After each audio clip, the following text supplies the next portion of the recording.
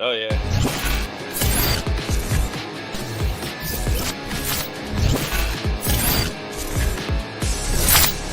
And here we go.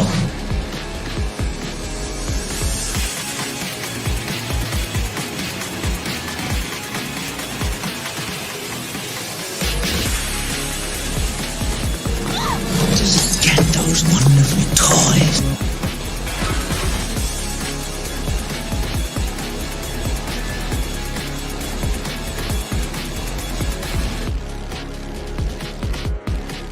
Are you playing in the bathtub with your little doll? Action figure!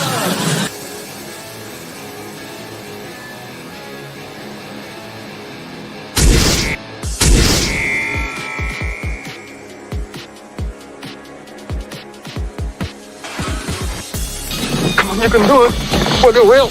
I don't want to go through life being a Wonder Wheel mother.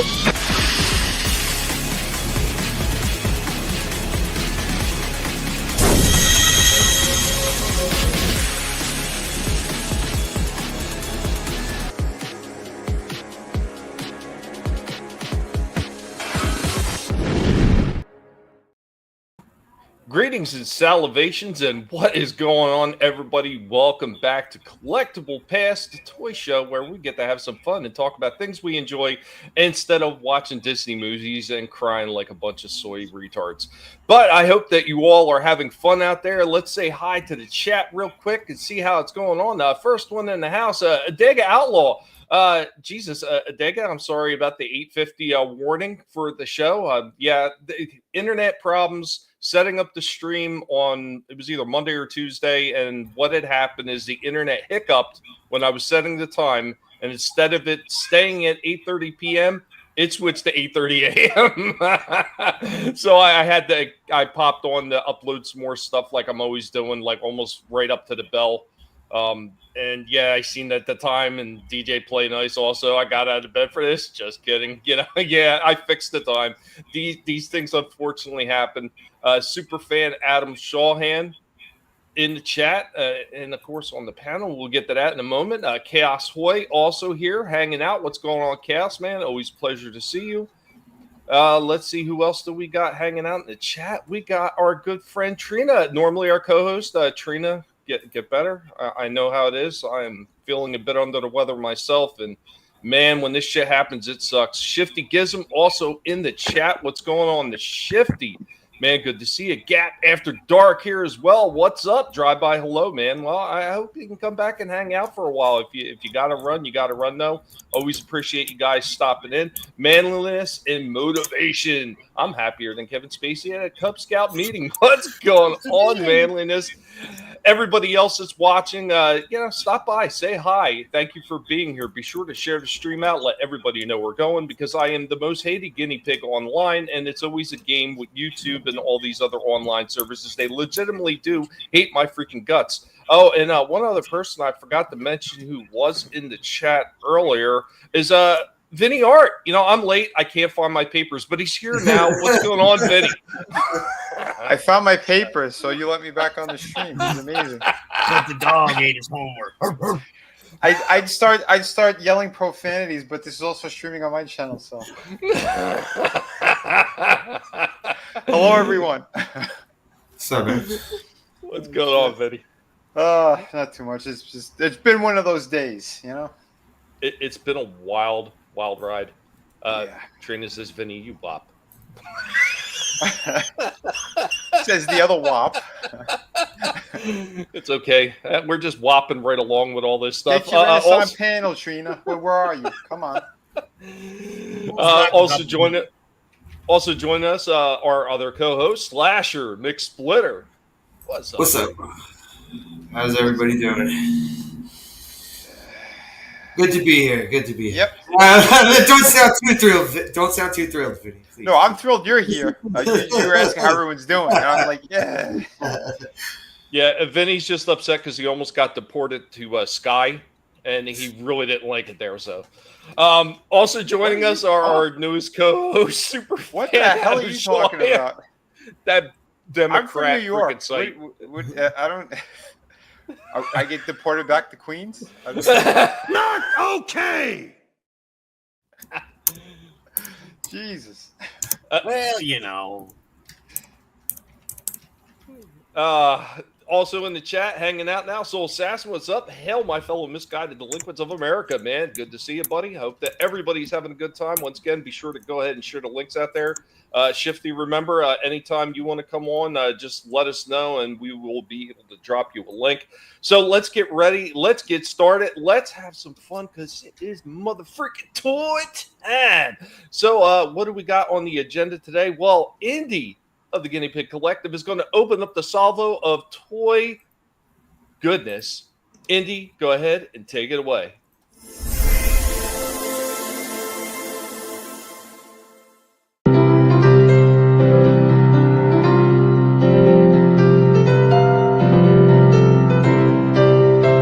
Welcome, one and all. I am your Professor, Indy, of the Guinea Pig Collective. And now, we are going to get into some toy history. So, on today's show, we will be talking about a toy line and franchise that was initially conceived under the name of the Force of Light. In conjunction with Marvel Comics, Marvel Productions, and Sunbow that made the cartoon and the comic book, we are talking about Hasbro's very short-lived 1986 toy line, the Inhumanoids. The Inhumanoids was odd that this one actually took its name from the villains, instead of a neutral name or one based on the heroes. Now, the good guys were the superhero team called the Earth Corps, and they protected the world from the threat of the subterranean monsters who were getting aid from the elemental beings known as Mutors. Now, this did not last very long. The entire Inhumanoids cartoon only lasted 1 year. Initially, the cartoon began as a 7-minute segment on Super Sunday Anthology series alongside robotics, Bigfoot, muscle machines, and the Inhumanoids did replace Gem in the lineup. It ran 15 installments that were later combined into a movie, but then split back apart into 5 half-hour shows. And they were eventually coupled with 8 brand new shows that brought the entire season up to 13 half-hour episodes.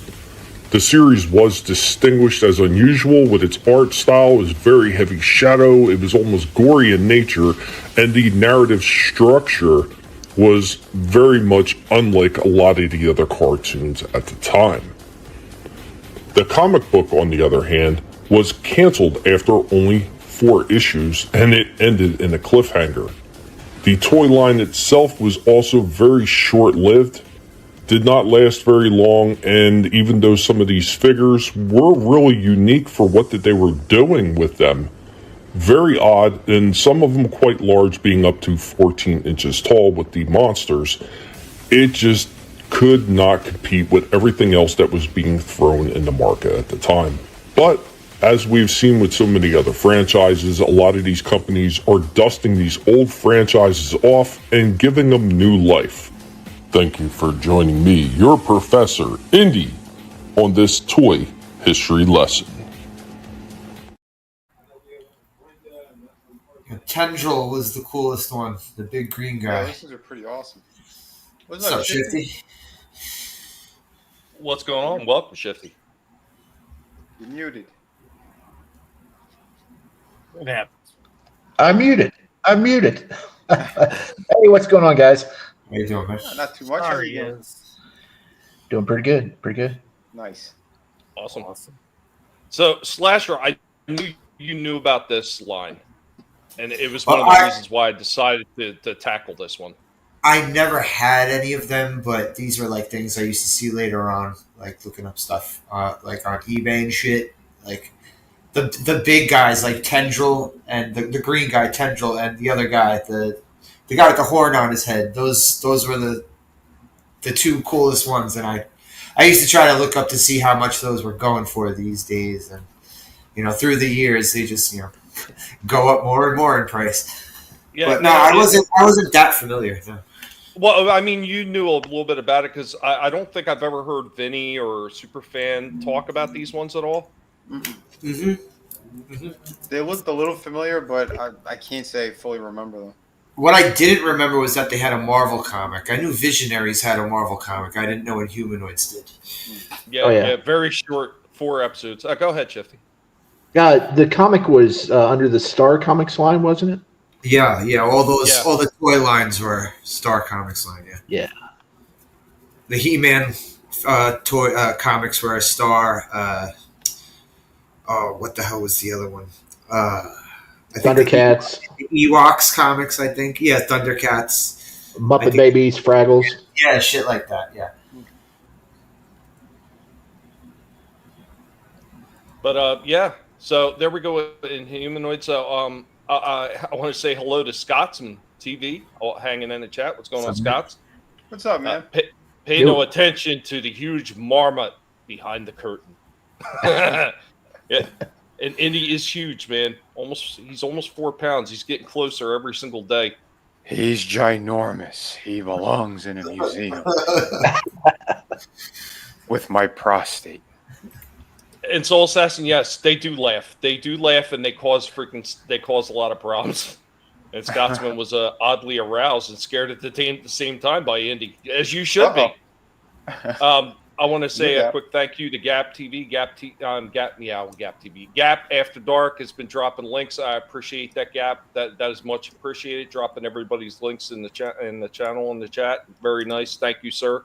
Guys, if you haven't, subscribe to everybody on the panel. I can't remember if I added Shifties to the thing or not. I'll have to double check later to make sure I did. It's just such a pain in the ass to try to open 2 things at once. That's okay. They don't need to see my videos. Don't say that. You got to give yourself some credit. What kind of videos are they? This is a family-friendly show, I think. Well, it was. Oh, shit. Well, at the very least, you could check out the Twats. He's posted a few things there, like some of the stuff they had showed last week. So you just never know. Follow everybody around.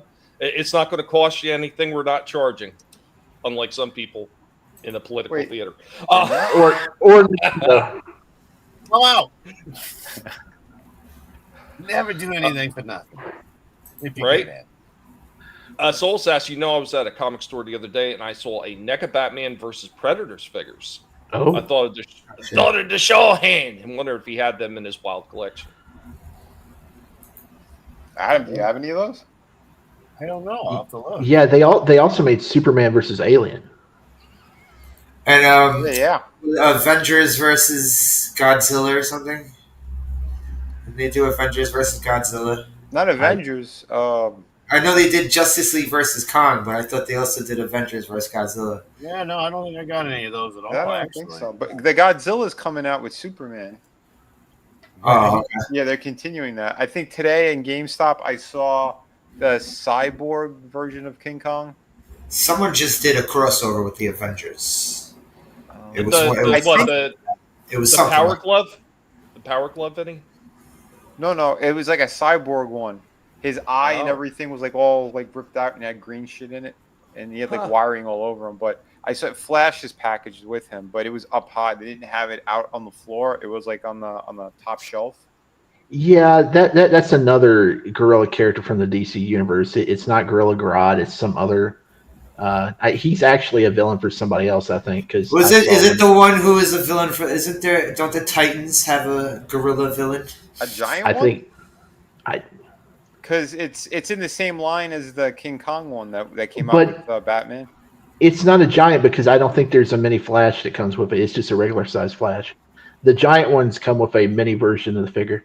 Okay, but it's in the same line because it's the same back thing. Yeah. Whatever it is. I didn't get a good look at it, but I know that again that Superman's going to be coming out with Godzilla, and we'll see how that looks. But I wasn't too wowed by them. The crossover that failed when it comes to Godzilla crossovers is the one that Transformers did. That shit did not do very well. I never heard no glaring reviews about those things. Oh shit. Guinea pig sumo competitions. Soul Assassin says the gorilla's name, Titano. Okay. I'm not familiar with him. Never heard of him. All right. Thanks, Soul Assassin. Yeah. Don't know who he is. But I'm not that versed in DC, like, if any, like some of the main shit, I don't really know too much about it. Manliness. Oh, All right, Not so wrong. we're gonna take a very quick commercial break. Whoever wants next, get your shit together. We're going into our first commercial break for the show. Okay. Guys, thank you for joining us. Remember, go ahead and share the links out there. Smash the like. Subscribe to everybody on the panel. Please help us all out. YouTube is playing the games again. We're hearing it left and right, up and down the street. It's just normal behavior, especially when it comes around the political theater season. So, guys, enjoy this commercial break.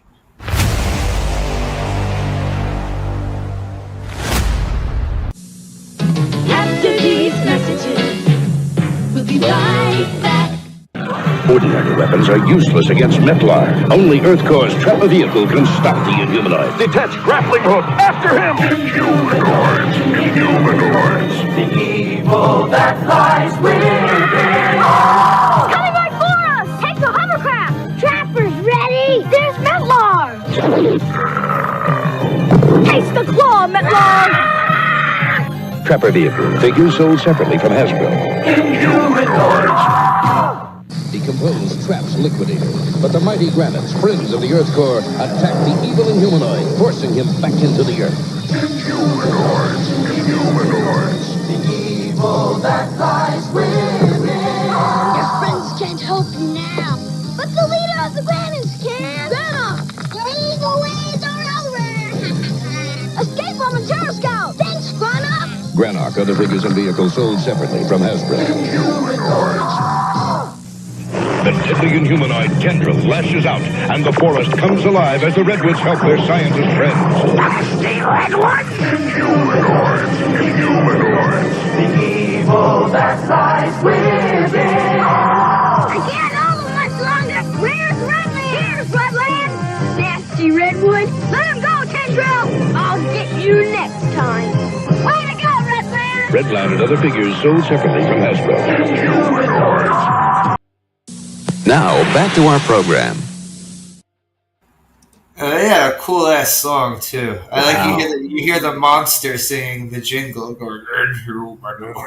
Yeah. They also, because it's all Marvel Sunbow, they did a lot of crossover with some of their other franchises like Transformers, like what's his name, Lotta.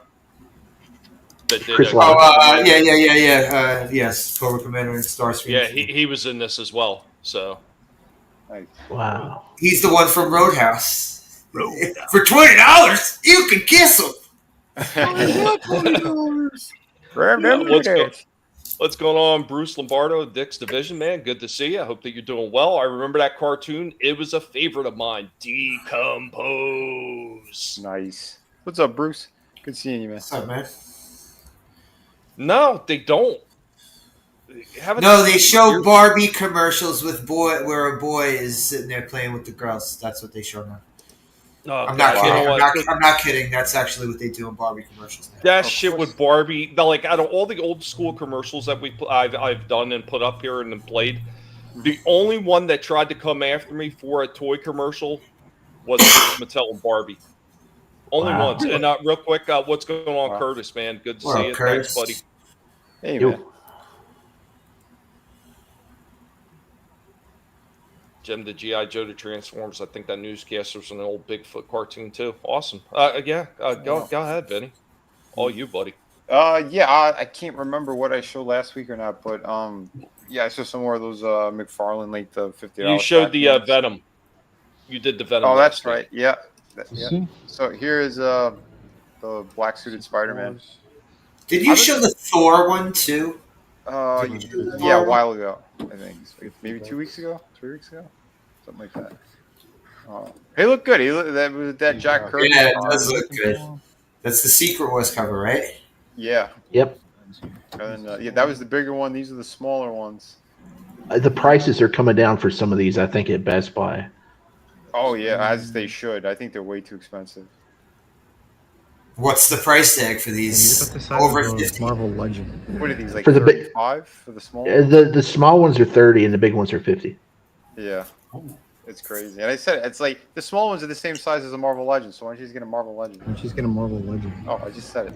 Also got the Commando version of Elvira from the movie. That was kind of cool to see, but I don't want to support her for anything. Oh, did you come across those Three's Company figures you were talking about? No, I only saw them on online. We'll pull them up. Okay. We'll pull them up. Should update Cool, these cool. bodies though. Yeah, This is those also are kind of pretty cool. to see. And where was I? Was in Costco and I saw this. Here's a massive That Spider-Man? That Spider-Man, Vinnie? Did he have the spider sense around his head? He did. Yeah. It's like part of the figure? I don't know if it could come off or not. It's clear. The pieces are clear, so it's got to be some kind of separate thing. Okay. I just noticed that. Yeah, I'm not sure if they're glued in or. Yeah, that's a good question. We're gonna have to check that out. I'm gonna have to look at it in person. I love Connect 4. So this was, I forget how many years ago this was. So, every once in a while you go to like, Dollar General or Family Dollar, the ones that are not really dollar stores, like a step up. But they're still a lot cheaper than some of the other regular stores most of the stuff, I should say. And they did a retro re-release of the original Connect 4, man. And I snagged that thing in a heartbeat, man. I used to love playing Connect 4 as a kid. What is it, like $5 for Connect 4? I think that's what it was on the retro re-release, yeah. Because the Operation Retro was 10. Well, you're gonna want this one then, because this thing is ginormous. Guess it's for the visually impaired. This thing is like 3.5 feet. Visually impaired. No, it's for Andre the Giant. That's what it's for. How much was that damn thing? Did I show it? Here's a massive Connect 4. I guess it's for the visually impaired. This thing is like 3.5 feet. They got those dumb little floaty signs like above it. What the fuck? I think it was. This used to be for a table. Didn't this used to be for tables? Yeah, not for the backyard, right? Well, I need this. I need this because if Adam ever meets up with me, we got to play Connect 4. I know, right? I was like, dude, this is perfect, man. This would give Nathan something to play too, and you could do it outside and film it. I mean, I'm thinking get him and his buddies, and that could be some entertaining Connect 4. Yeah, Scotsman says Connect 4 Squid Games edition. Oh shit! Yeah, it was wild. I was like, okay, I got to film this. But, I can see somebody tossing those things around. Right? Tossing the checker pieces around, trying to knock people out if they were drunk. I could see it. I'm sorry, Adam. Go ahead. No, I'm with you right there, man. Some sipping whiskey and yeah. Well, hold on. Cornhole on one side and Connect 4 on the other. Some horseshoe pit and dunk the midget. I don't know. You know what I'm seeing here? I think we could jerry-rig this into a Plinko for those people who remember Price is Right. Oh, yeah. We could probably do a Plinko board with these things. We'll get 2 of them, stack them on one, or maybe 3 of them, stack them on one another. I don't know. Use the peg boards in order to be the Plinko pieces. Right? Behind it, because then you would use that could work. Holy shit. That was wild. That was crazy to see. I don't know now, dude. Where was this at? Costco. Costco. Okay, we've got a membership. I'm gonna have to tell the woman because if she sees that, dude, it's on. Woman, we're gonna be playing this. Woman, did I show the Clayface last week? Clayface? No, I think you did. I can't remember if you did. Yeah, I'll pull it up. I remember Clayface. Which Clayface is it? The animated series one. Okay. Yeah, I saw this one. I want to say that we talked about it in passing, but I don't know if you ever showed it. And real quick, Scotsman TV, each disc is a claymore. Get 4 and the row blows up on your opponent. Are we playing the Slavic version? Right. Oh shit. But people Yeah, don't seem to realize there's like 4 or 5 different clay faces in the comic books. Oh yeah. Oh yeah, yeah. Yeah, this is the one from the animated series that Ron And Perlman the did. animated series is they combined the act, like, you know how in the animated series he was an actor? Yep. That was the first clay face. Mm-hmm. But the character in the cartoon is Matt Hagen, Right. who was the second clay face, and he was the one who had the clay body. Because the original clay face, his whole thing was just the mask. Right, right. He had no powers or anything. It was just the mask. Didn't they later It was like on? a Phantom of the Opera type thing. Yes, Yeah. later on he collected the DNA of all the clay faces and injected it into himself, and then he got powers. Like the second clay face. That's the Matt Hagen one. I was going to say, isn't that kind of funny, though? DC, they kind of follow a pattern with certain characters. So you had that one, and you had the one from Doom Patrol, where she was an actor as well. Oh, negative. What? No, was not. No, that was negative. No, negative man. Elastigirl. Yeah. Yeah. I still never seen that show. But yeah, it could have been got its moments. Yeah, it has. The show's got its moments, but there's a lot of garbage in it too. Right. A lot of gay. There's a lot of gay in it. Well, this thing was kind of cool. For McFarlane and a gold label, it was priced at a more normal price since it's such a large figure. But they did it more on that slightly smaller scale, which they should have done from the beginning. So yeah, this fits in line with the ones that like the Build-A-Wave figures that they've been releasing. Yeah, this one's $40. Gold label clay face. It looks fucking awesome. It does look good. Series. McFarlane Toys. He still has a lot of missed opportunities in with that this slightly guy. smaller scale that they should have done in the first place. And how come he didn't come with like the alternate faces or the Batman one that you could like put onto the chest? Oh yeah. You know, Mondo did it I think like twice. That company. So it's like why aren't you doing it for this line? It would have been perfect, especially that he's on his way out. This guy I think is $40, which ain't too bad. Like the yelling face was really good. Yeah, the yelling face is kind of awesome. deluxe figures. $40. That team looks super cheap though. Yeah, this looks like as soon as you open it up, this thing's just gonna break. Because I know Todd. Cool idea though. It's a cool idea. It is, but if you're not gonna make sure that these things are solid or done right, because they'd have to be metal and then painted. You can't do plastic. This thing is going to be so cheap and brittle. But yeah, I love what they did in the animated series with this character. Yeah. Oh yeah. Killer. That story was so dark too. Yeah, man. Curtis, same here, man. I loved them on that cartoon. They did all the villains awesome on the cartoon, man. They made Man-Bat fantastic. Oh yeah! Oh, that Man-Bat episode was dope. Oh, yeah, it was a very first episode. That one I'm not going to forget. Yeah, that was killer. But yeah, this thing is pretty sweet. Again, had he released them like this from the beginning, I would have probably had the whole line. But because he did it so after the fact, like I'm not collecting any of this stuff. But you know, it's too expensive now, and yeah. It's, how much was $40, man? No, this was 40. I meant the full wave of like when he doing them at like definitely. I agree with you. Buy the ones you want, you know, like we were doing gargoyles. But here's the thing. Again, this was the 6-inch line. This isn't a 7-inch line. No. And he's the biggest figure, so that's why they did him like this. But again, those other ones you can't find them now in stores. So it's his timing on everything was just so piss poor, and they're not going to be finishing out the wave. So it's like you're still going to be missing big characters.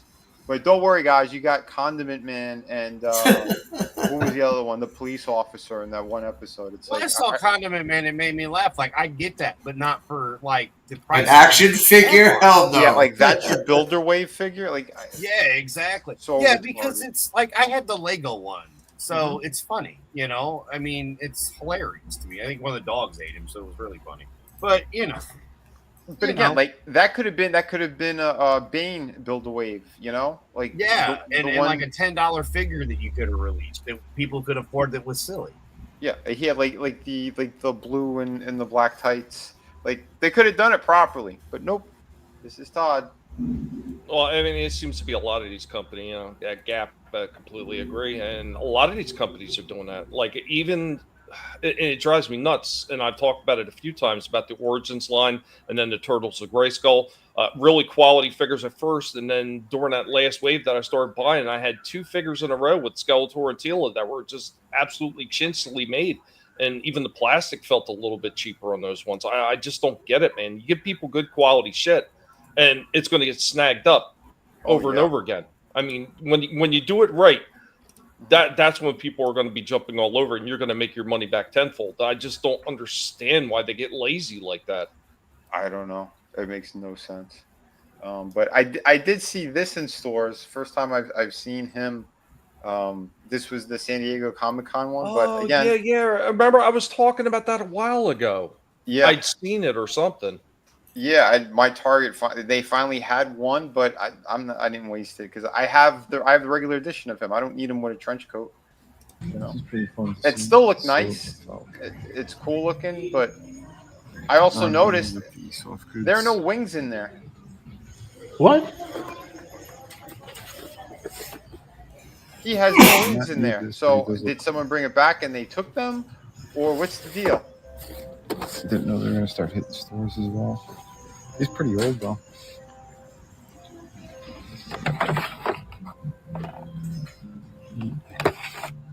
This is like their kind of mishmash section. I don't know what these. Oh, the wrestler turtles. Stump Arena presents. Whoa! What happened to him? You think Chris is an up fan? This is pretty fun. But yeah, I didn't see. I mean, look, there's no wings at all, right? And I am really blanking on when I see, because that was a long time ago. That was more than a year ago that I'd seen it, and I cannot recall if that thing had wings in it or not. I highly doubt he's hiding wings under that trench coat. I think what happened was somebody got this, picked them up, took the wings out of the package, brought him back, because the original figure, he doesn't have the closed wings.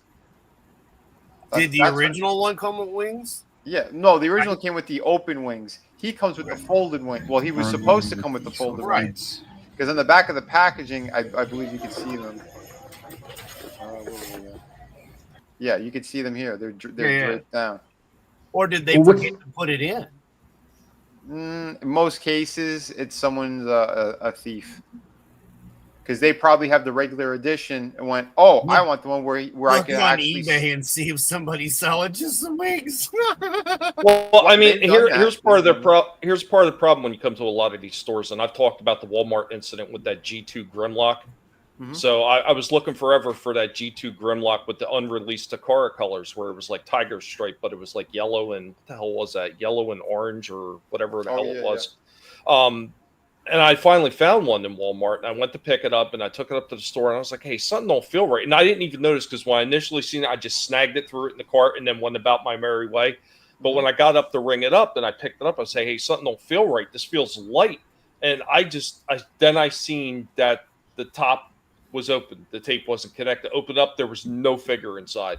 And the people in the store were just completely oblivious to it. So I complained to her. I said, look, the figure's not even in here. And she's like, oh, did you buy it? No, I didn't buy it. Oh, okay. I said, yeah, I figured I would let somebody know about this. So, somebody else doesn't go through the same thing.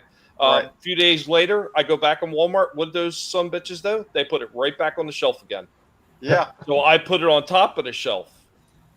Mm-hmm. A few days later, they put it right back on the shelf again. So then I threw it on the top of a double-ended shelf in the middle where they'd have to get a ladder to go get it.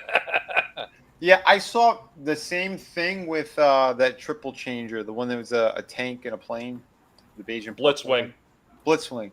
Yeah, again, same thing, Walmart, because you can't see the figure in the packaging. So someone opened it up. I think they replaced it or put something in there because it was super light, and the box was like all ripped up and damaged, and it had like a clearance sticker on it for like $12 or some shit. And it's like the figure's not in there, so why would you put that back out? It's crazy. I tell you what, I just posted something on my Twitter. I can't share it here because it's somebody else's Instagram video, but he was in his Walmart, and the whole toy aisle is behind glass, and you got to press a button, and you got to wait for somebody to come to open up the door. And he said he's been sitting there waiting for like 10, 20 minutes, and nobody would come help him out in the toy aisle. That's crazy that they got to start locking up the toys. I mean, I know some places has the Legos locked up because those are worth a lot of money, but man, just the action figure aisle. I mean, ours, a lot of people, they go and steal the championship belts out of the wrestling figures, and then you'll see those without the belts in the clearance aisle. They'll knock it down like $5. Oh, dude, yeah, it's crazy, man. It's crazy what the hell they're doing. Well, Shifty, I don't know if you'd noticed this. There are certain companies that have like the higher end figures. They literally tell the stores don't put them on the shelves, and they make them put them in the back. And one of the examples of that is when they had that 4-pack from NECA, the TMNT turtle figures. All my stores, none of them would have it on the shelf. You had to ask an associate to go in the back and grab one if you wanted it. Wow. See, I didn't even know they had them. I didn't even know they had them. I would have got them. Yeah, that's crazy. They are now re-releasing them. Slasher's got 3 out of 4. He just can't find Donatello, which is usually the easiest one to find. But yeah. Yeah. I know they got those 2-packs right now at mine. They got Leonardo and Shredder, and then they got the Casey Jones with the dirt bike. And like I said, some Walmarts are clearancing them out for $35, but mine hasn't hit that yet. It's still $60. But they've got like 15 to 20 of them sitting on the shelf just collecting dust. So at some point they're going to clearance those out. Yeah, I think so, because mine was like the same. But I think they're down to 2 of them. But yeah, they're going for like $70 or $80 retail. Wow, usually 60, but I was pretty sure it was 70 by me, but I could be wrong. Yeah, because I looked at it, I was like, nah, that's retarded. No, that price is way too much. Well, I mean, that's another thing we've talked about a few different times with some of these things where they're overcharging for these. So a good example of that is Hasbro with 2 Constructicons, so Long Haul and Hook. Both of them are Voyager class figures, which should be $35 a piece. They've got that thing marked up to something like, what the hell is it, $89 for the 2 of them? Wow. Like, how do you even do that math? It makes no damn sense. No, it doesn't. Holy crap.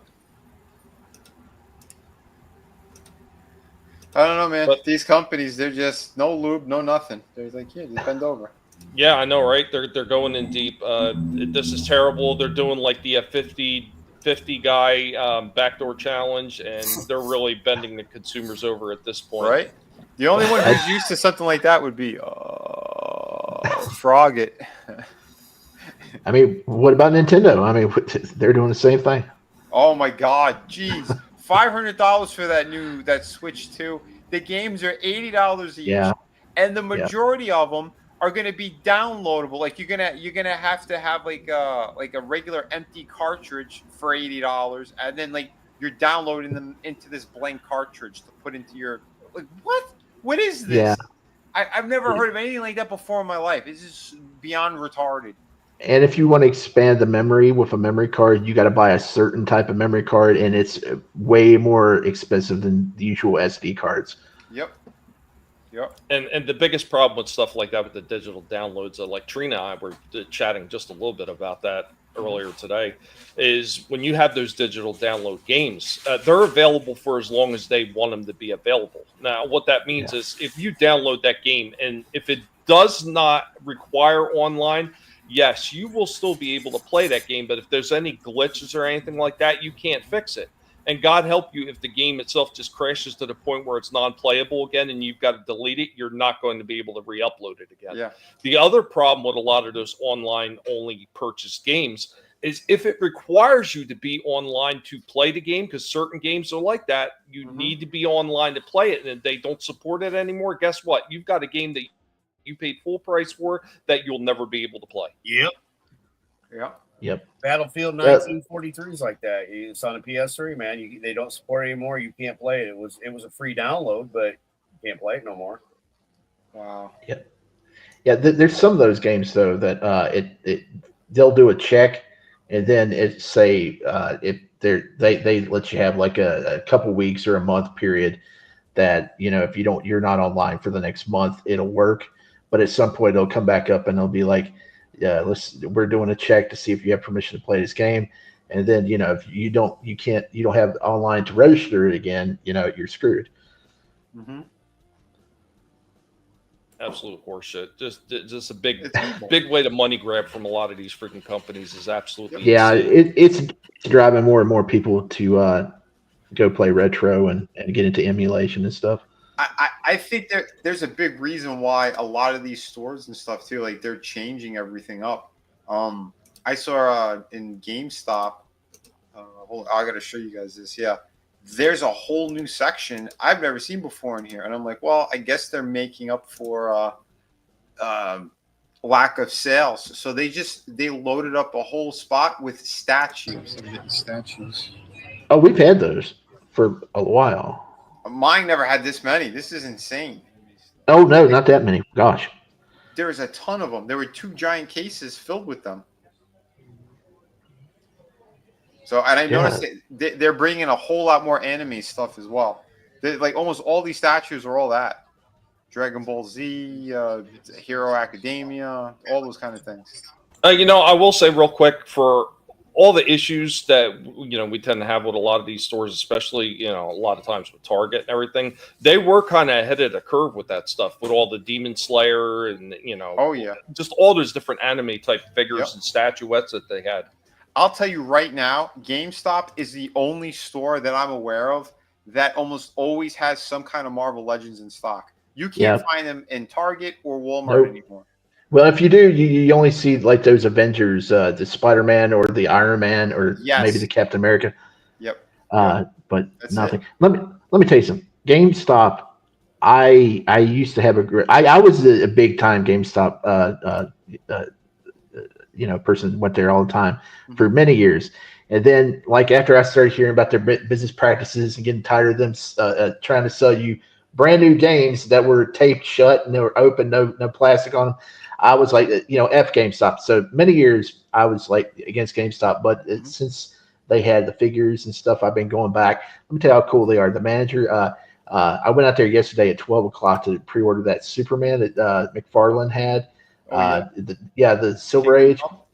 Yeah, and I thought all last week, all of his pre-orders went up at 12 o'clock, and I went out there and man, the pre-order didn't go up at 12 o'clock. So I said, okay, I'll be back. Went around to the mall at 1 o'clock, came back. The pre-order still, it was on the website, but it wasn't in their system to pre-order. And I was like, man, I live all the way far out. I can't, drive out here tomorrow, or, it's a long ways away. So I was like, is there anything you do? He said, I'll tell you what you do. Yeah, you put an extra $5 down on one of your other reservations, and I'll keep checking. I'll keep pulling it up, and I'll keep checking out throughout the day, and I'll just take that $5 off, and I'll go ahead and reserve it for you. You don't even have to be here. And I said, you can do that for me? He said, I can do that for me. And he called me back at like 5 o'clock in the afternoon yesterday, and he said, you're reserved, ready to go. I was like, hey, that's cool. That's good service right there. Nice. That's fantastic. Yeah, that is a good dude. That figure sold out everywhere again within like 10 minutes because Best Buy wasn't taking reservations. Amazon's totally out of the game for reservations for McFarlane figures for some reason. Britannia was talking about it. That they didn't even do it this time, so I don't know what the deal is there. But GameStop, go in the store, they will hook you up. Yeah, because this is the thing, man. It's a lot of those companies, they gave up on Todd. Now that he's losing the license, they know it's going to be just chaos. So it's whatever pre-orders were done or whatever is kind of in the pipeline already, that's going to be it. And I told you, he has bad business practices. He's hurt a lot of toy stores and comic book stores with just canceling their accounts. Wow. Yeah, there's been a lot of bad stuff over the years with him. And a lot of stuff too, where people complained if there are QC issues and they want replacements, they're not good about it. They are very, very awful. So I think that's why a lot of people are kind of relieved that he's losing that license. He's finally starting to put out pretty damn solid figures all around. But it took him too long. It took him way too long. And it's his cheap ass. That's the only reason why he lost the license is because he didn't want to fork up more money. It's great. But Vinnie, I think you're going a little bit too hard on the man. All those stores and all those people complaining, they're a bunch of tuna bigots because, as we all know, Ford rules. at Tour Rules. But hey, let me tell you something. I've been thinking about this transition a while. I was kind of mad about it, early on because I just started collecting the line. And I've got a bunch of them. I'm still buying them, but the more I think about it, if Mattel can, their last time they had a license, their figures suck. But if they can get their figures to look as good as like the Masterverse figures or some of the Ultimate WWE figures, this is going to be crazy because the WWE figures, they got the face scans, so that right there's your movie figures, and then the Masterverse is just your regular comic book figures right there. They're going to put out some good stuff. I think there's a good chance of it. If you know what would really put them over the top, if they keep it in the same scale as Todd, then they're going to retain that license. I'll tell you that right now. If they keep it around the 7-inch scale for the majority of them, that's what I'm hoping. Yeah, they're going to be printing money, and people are going to be fine with that. The thing is, you got to keep what Todd did, though. You got to keep the soft good capes with the wiring. You have to, whatever he stepped up a little bit, improve upon it. Do the joints that are pinless. Do the stuff that he hasn't done yet. And I would love to. Mattel, hire me. I could make Todd cry forever. Here's the thing: they need to do that. Like you said, keep them 7 inches. I know a lot of people don't want that. They want them to match up with the Marvel Legends. I don't care. I don't care. I like the bigger figures better, but they need to keep them in scale character wise. I don't want no more Batmans that are taller than Superman. I want Robins that are proportionate to Batman, but because Todd's all over the place with that. Oh, I know. Wonder Woman's taller than most of them. It's like, why would you do that? He has the one Batgirl figure. What's her name? Cassandra Cain. I picked up that one. It was one of the first ones that I got that actually had the soft good cape with the wiring. Fantastic figure. She is a reuse, but again, she's too tall. She needs to be at least a half an inch to a full inch shorter than what she actually is. Yeah. And so I agree with you. The only ones he's done pretty good in keeping the scale right was like Swamp Thing, like those bigger ones. Kevin Spacey likes the 4 inch. Oh shit. That's what they call him, Swamp Thing. All right. Well, here's one of the things that always kind of drove me nuts about Todd and some of his choices and people he has work on. Matter of fact, Shifty and I was mentioning this on Twitter. It was about the Lobo figure. Like, I don't understand how you have the comic version of the character, print the comic version on the package, and then get the coloring all wrong. Yeah. That's one of the things that I think that really irritated me about a lot of McFarlane toys, how they would just absolutely screw up the paint jobs on them. Yeah. Because I'll tell you right now, the majority of his figures, I'd probably say 95% of them are all outsourced to China. They don't care. That's the thing. Lobo, we know his skin tone is supposed to match his face, not be like Joker white compared to the rest of his body. Makes no sense. So I don't know what they did, but it just sounds like it's all China.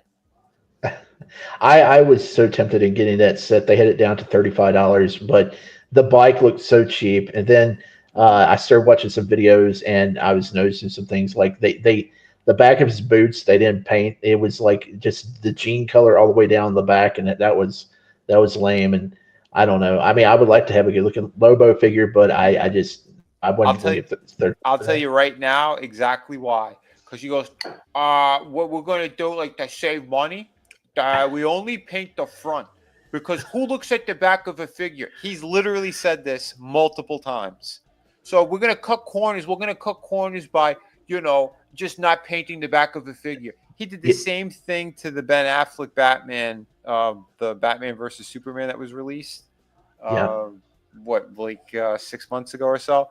Same deal. Everyone loved that figure, and they go, you turn him over in the back, he has no wash whatsoever on his back. One of the Superman figures, I don't know which one. It's one of the ones that's worth way up there, like $40-50 right now on eBay. If you look underneath the cape, there's no belt in the back. It's the yellow belt that goes around the front, but in the back it's just red. I'm not shocked.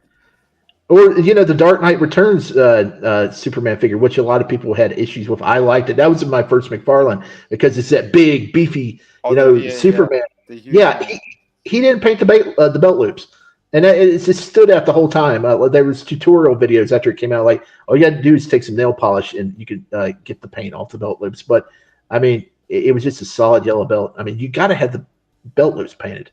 Yeah. Yeah, well, it's called finish, and unfortunately, he doesn't like to do that in a lot of figures. It was the same thing when I picked up some of those Warhammer figures he was doing. The early ones weren't bad looking, but there was all kinds of stuff that they refused to do in the painting application, and you shouldn't have to do it.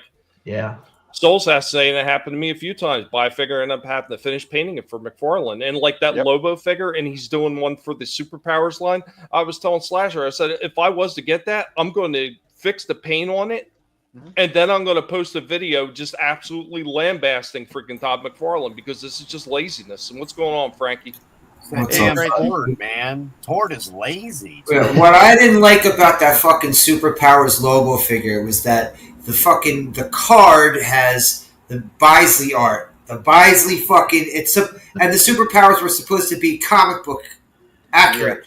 But the Lobo they made was the Superman animated series version of Lobo. Yeah. No, save that for the animated lines. That's what I thought they like their freaking Clayface you just showed. That was an animated figure. You're supposed to save that shit for the animated lines. Exactly. I remember when I first heard about McFarlane doing these superpowered figures was that he was going to continue doing because there was a canceled line of the old Superpowers figures. And then some people have the fucking Tord rule. Tord doesn't really rule, but Tord McFarlane. But they said they were going to have the characters that they didn't continue making for the OG Superpowers line, like the Jon Stewart. And they were going to do the gold Superman for the anniversary of Superman, shit like that. Mm-hmm. But then they make 600 different kinds of Batmans and 600 different kinds of Supermans, like they do for I don't know. Yep, it's retarded. But yeah, that $35 Black Series Lobo that we was talking about just now, it is unfinished because every review I saw, besides the back of the boots, everyone pointed out the mustache. It's not it's molded. The mustache is molded, but it's not fully painted. It's like white down the middle of the top, and they're like, well, you might have to fix that. But yeah, it's unfinished. Crazy. Always got to be mindful of that manliness. Always got to be mindful. Next thing you know, a bus rolls up with a bunch of models that are little. Hey, but who's going next? Well, I do have some stuff, but I don't exactly know how to present it. I'm going to try it out right here in StreamYard and see if I can get my video up. Okay. I mean, you just holler at me and tell me whenever. You know, I got tons of stuff, so I'm good whenever, brother. I'll go last. I don't give a shit. Right. Okay. Okay, here's... Oh, you got it. Yeah. I think. I don't know. It's loading. I've never done this before. There it goes. Okay. You got it, Tommy? Back with another Yep. video. And last week, Tommy brought up a certain 1992 X-Men figure. One that was heavily mocked because that sucker had some unsightly suckers on his body. And I think anybody that got a hold of them, they cut off. I know mine was cut off. I can't remember if I cut them off myself or if I bought this at the flea market and somebody beat me to it. But I did for mine. A suction cup here and a suction cup here, and man, they look terrible. They look terrible, and I think anybody that went up and down the toy aisle and saw those on the shelf, the first thought was, if I ever get my hands on that sucker, them suckers are gone. And yeah, they're gone. It's an okay figure otherwise. Yeah, he looks. It still looks even for back then. It looks awesome today. And, yeah, I think the head on mine is just, you can barely turn it. I mean, you can't. That's just stiff as hell. And I think I would have put some black paint around the eyes to make it stand out because the hair is the same color as the skin. Not great. He does have a bendable tail. I don't want to mess with it much because You still have the sword? there's a cut down at the base, and if this, Yeah, if me this neither. thing falls off, I lost that he's thing got a a healing long factor, time ago. folks. I mean, it's not going to grow back, but he's okay. He's okay. I think the one in 1995 that was part of the light up weapon toy line, where you put a battery in the back and you hit that button, and the sword would sit in the hand and light up. I think this is a much better figure. I mean, I don't care about the sword. I just like it for how nice the figure looks. They added some articulation to the feet, and this is based on Joe Madure's artwork. He came around in like the mid '90s. I'm not a huge anime fan, but he did bring some manga and anime aesthetics to the Uncanny X-Men. He's super polarizing because of that, but hey, I think this is a really great figure, and he brought a great look to the character with like I said, the oversized hands and that super expressive face. Dig this one a lot. Really cool figure. Awesome. Nice stuff right there. Yeah, I don't think I ever seen the light up one. Like I had the suction cup one, and I didn't mind it for what it was. I just didn't care because there was a lot of different figures that were coming out around that time, going back to the suction cup stuff. I mean, they used to have that back in the day when I was a kid too, in the '70s. So it didn't bother me as much, I think, as other people. But you know, yeah, I remember the first Toy Biz Spider-Man with the suction cup hands. What? The very first Toy Biz Spider-Man. He had suction cups on each of his hands. Yeah. Wow. Yeah, he was like very stiff looking. Like, he looked like he was like smuggling a brick of cocaine up his ass the way they have him standing. You know, I want to know what kind of traumatic event happened to Curtis that beach thong thing is really bothering him. Hey, he probably watched Borat too many times.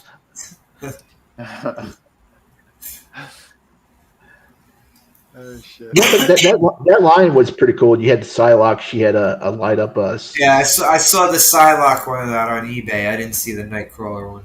I want to know when they're gonna update her for Marvel Legends. I don't know. But boy, a lot of people it's gonna be wanting her.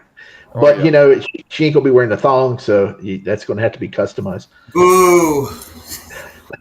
Yeah, that's right. I want my Psylocke next to naked, like she always looked. That's what she's supposed to do. Vestiges.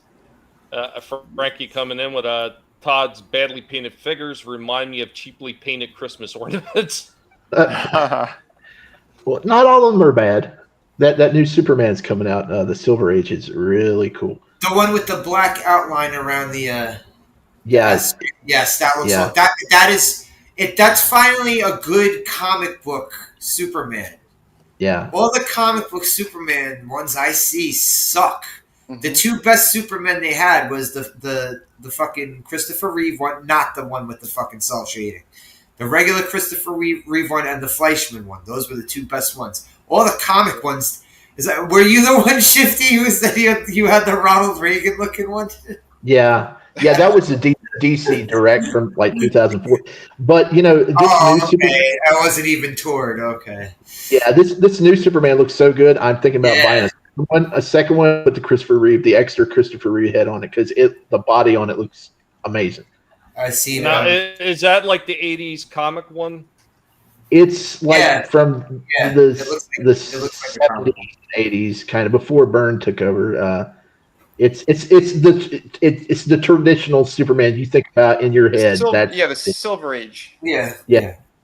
The three I saw that were coming out was him, Dr. Fate, and Two-Face, the Silver Age figures. Yeah, Dr. Fate looks so good. Yeah, he does.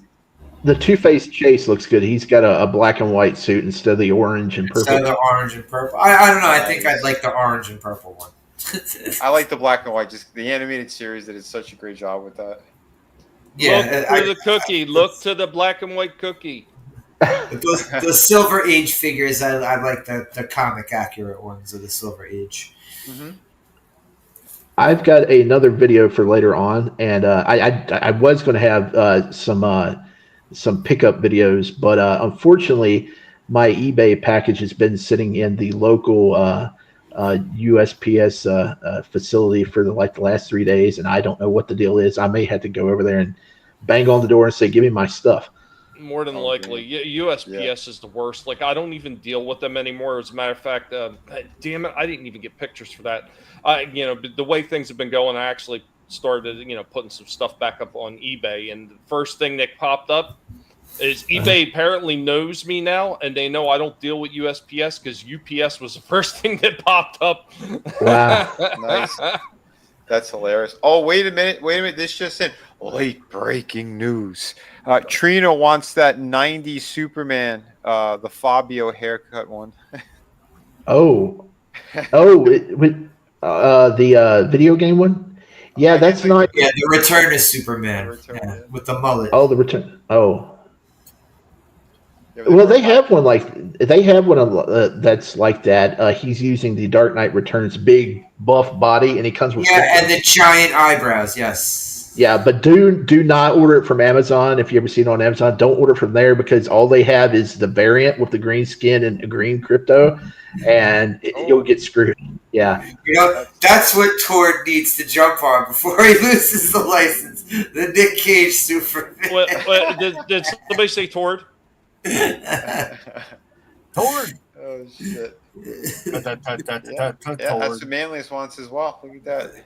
That's what. Yeah, that's where I said it. That's why I said it. Yeah. Jump on it, Tord. Oh shit! Get Nick hold on. Sign those fucking papers. Well, we got another figure. It's almost, I think, on that same level as the Nick Cage Superman. Did you guys happen to see this? Is it the Ezra Miller Flash?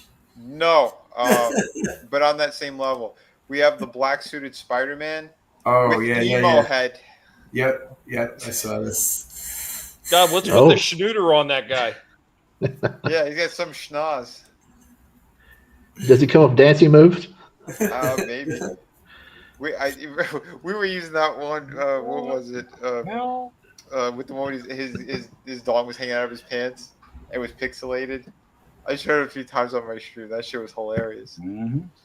When he comes out of the store and he's dancing and he's thrusting towards the girls and they have like a fake dick flopping around. It's all pixelated. But yeah, these things are $35 now. Get out of here with that. Well, yeah. Did you see the Hulk figure? Oh yeah, $80. It's 80. What? Wait, I thought it was. Is it the Hulk with the clapping hand effects and the changeable the maximum line? Yeah. He has the changeable haircuts. Yeah. It's 80. It's 80. I thought it was 60. Oh my god. Nope, Jesus. 80. That was confirmed. I saw that one. I was like, yeah, these guys, crack and fentanyl mix is not good. People don't do drugs like Hasbro. Don't do drugs. As Slasher Stream says, don't do drugs. Drugs are bad. Drugs are I bad. want a green Hulk in my collection, and I've been wanting to re-release one because I don't have one yet, and I'm not paying $80. I mean, I can buy a better looking one on eBay. Yep. That 80th anniversary, I think it was the 80th anniversary. That one's fantastic with the It's $100. Oh, he went up that much? That's how much. No, that's how much it is now on eBay. It's like $100. Wow. Did anyone see the line of figures? All right, since you're showing this Tick figure, they put out a line of like all random figures, and the Tick was one of the characters. Judge Dredd was one of the characters. I think Madman, you know the character Madman? I think he was one of the characters. Like they just had a bunch of random characters for this specific line. I don't know if it was Super 7. Was it Super 7? It might have been. I know what I saw that too, but I don't remember what the company was. Yeah, some of them didn't look too bad, but it was weird. It was a weird mishmash. Yeah. I'm pretty sure that was Judge Dredd. I'm pretty sure Judge Dredd was one. I think so. Yeah, this guy's $40. This is from Big Bad Workshop. So he looks dope. Yeah, I guess this is actually Big Bad Toy Store's company. So yeah, that's awesome though. They did a great job. He looks really good. Yep. So good for them. Get some quality out there. Oh, speaking of Tord, I was at Target and they have a new line. They got some newer figures out of the multiverse. There's this one character. There's this one character in like an all purple suit, and he's got like I don't know. He almost looks like the Phantom, and I was like, somebody could take that, remove the cape, paint stripes on his trunks, and then put the eyepiece on his head. He would look just like the Phantom. So if you want to make a custom Phantom figure, you give him a little pistol or a couple little pistols, you can do that because he looks almost just like I don't remember his name though. Oh shit! Yeah, that's cool though. Oh, I did find it for Slasher, by the way. Here we go. Here's a figure we're all gonna run out and get. There's Janet. her jersey's too long. You gotta have her as she's hanging out. No, I would buy that. Wow, I had a crush on her. Yeah, I think everybody. Hold on 1 second, guys. Trina, have a good one. I'm glad you could join us. Have a great night, Trina. And Frankie wants to, Oh, I was gonna say, get your Janet Wood figure now. Yeah, get it, Trina. Don't sleep on this. Frankie says, I never read The Tick. Was a superpower Lyme disease. There's Jack Tripper. These are hilarious. You too now can reenact your favorite episodes of Three's Company. Rip off a man about the house. Yeah. Do they have Furley or Roper? Just these three right now. Oh. Maybe they'll be in the next wave. Man, $20 though. I mean, at least make it be Amigo size, you know? Yeah, but that's standard. That's standard reaction pricing, and it's actually been that way ever since. Well, let's just say what it was since the last guy was in office. All those prices went through the roof because when I was cleaning out my father's house, a lot of those prices on those figures were under 12. I mean, I think they were still like $9.99. I remember. After a bumble ass got in office, within a year of him being in office, all those prices shot up to like $12.99 or $15, and then they jumped up again. The Breaking Bad ones I got like back in like 2013 or 14, they were probably like $9.99. And then they jumped up again to 20, and they're not going to come back down. I mean, it's a shame too because they put out some really great classic Disney characters that. There was a Donald Duck in a hula skirt I wanted, but it was like $24, and I was like, I'm not paying that. It's too small. Yeah, way too much or something like that. Bruce says he said they don't have the Jack for the middle school shorts in the show when he sat on the bed. He bows with dangling out on national television. The next ones they gotta do if they're gonna do them sets of three, it gotta be Larry and the Furleys and the Ropers. The Ropers, yeah. And then the next wave could be Cindy, Lana, and Mr. Furley. Yes, manliness. Yeah. It's the 3 3/4 size. They originally did them to kind of like do them in a retro type look, kind of like the old Star Wars figures. Mm-hmm. And I want to say they started maybe about 3, maybe 4 months ago. They actually started doing G.I. Joe ones where they added elbow joints, knee joints, and everything like that. And they're actually moving it into some of their other reaction figures as well. So, I mean, that was the whole idea behind what they did. They got the O-rings in them too. Yes, they do. Wow. Hey, Tommy, did they do Night Court figures? I know you're a big Night Court. I don't recall ever seeing it, so that would be cool if they did, man. I would definitely have to. I'd have to get a bull action figure. That would probably be the best one of all of them. Only if it's the retro original Night Court cast, though. I don't want this new garbage. Oh, okay. Yeah, they would never make the new ones. Hell no. It would only be the classic if they do. Real quick, I wanted to touch on something that Bruce had said earlier. We did watch that once before.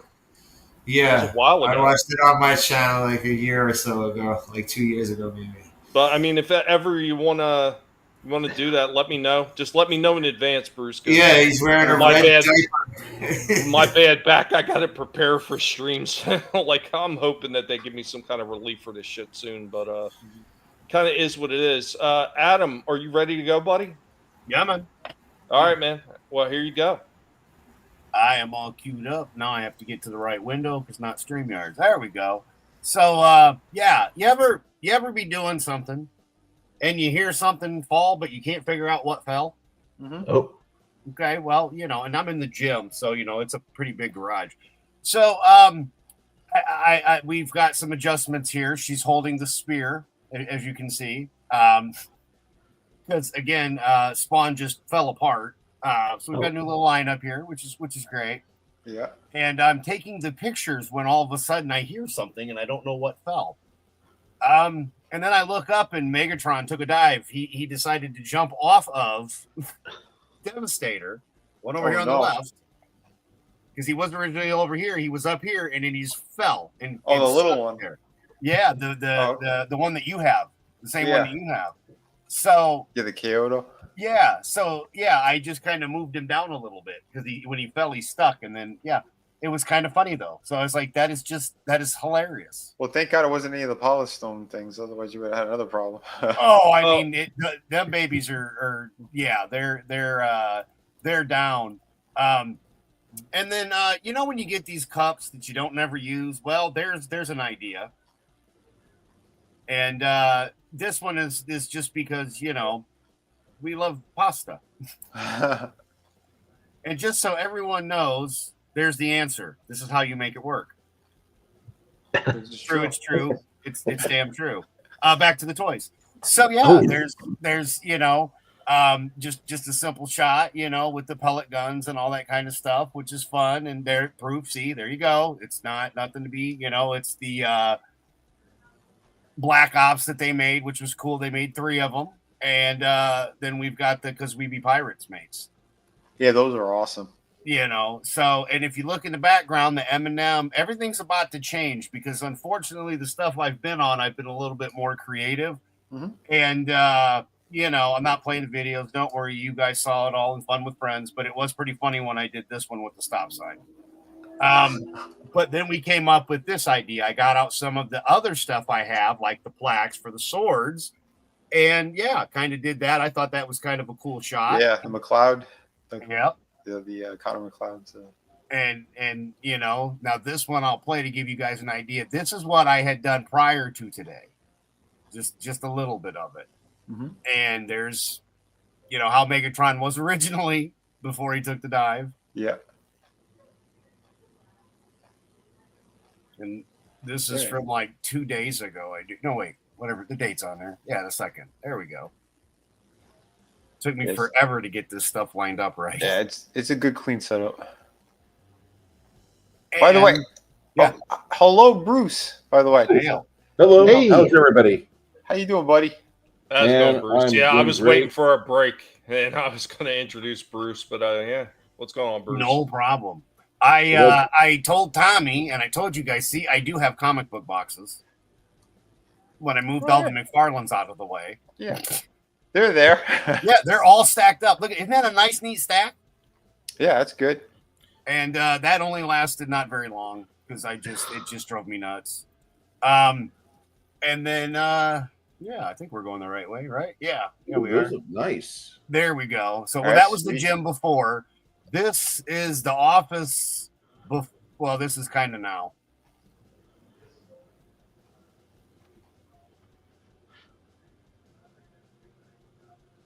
Yeah, it's beautiful, man. It looks good. You've done some work collecting. Hell yeah. Killer collection. It's the setup.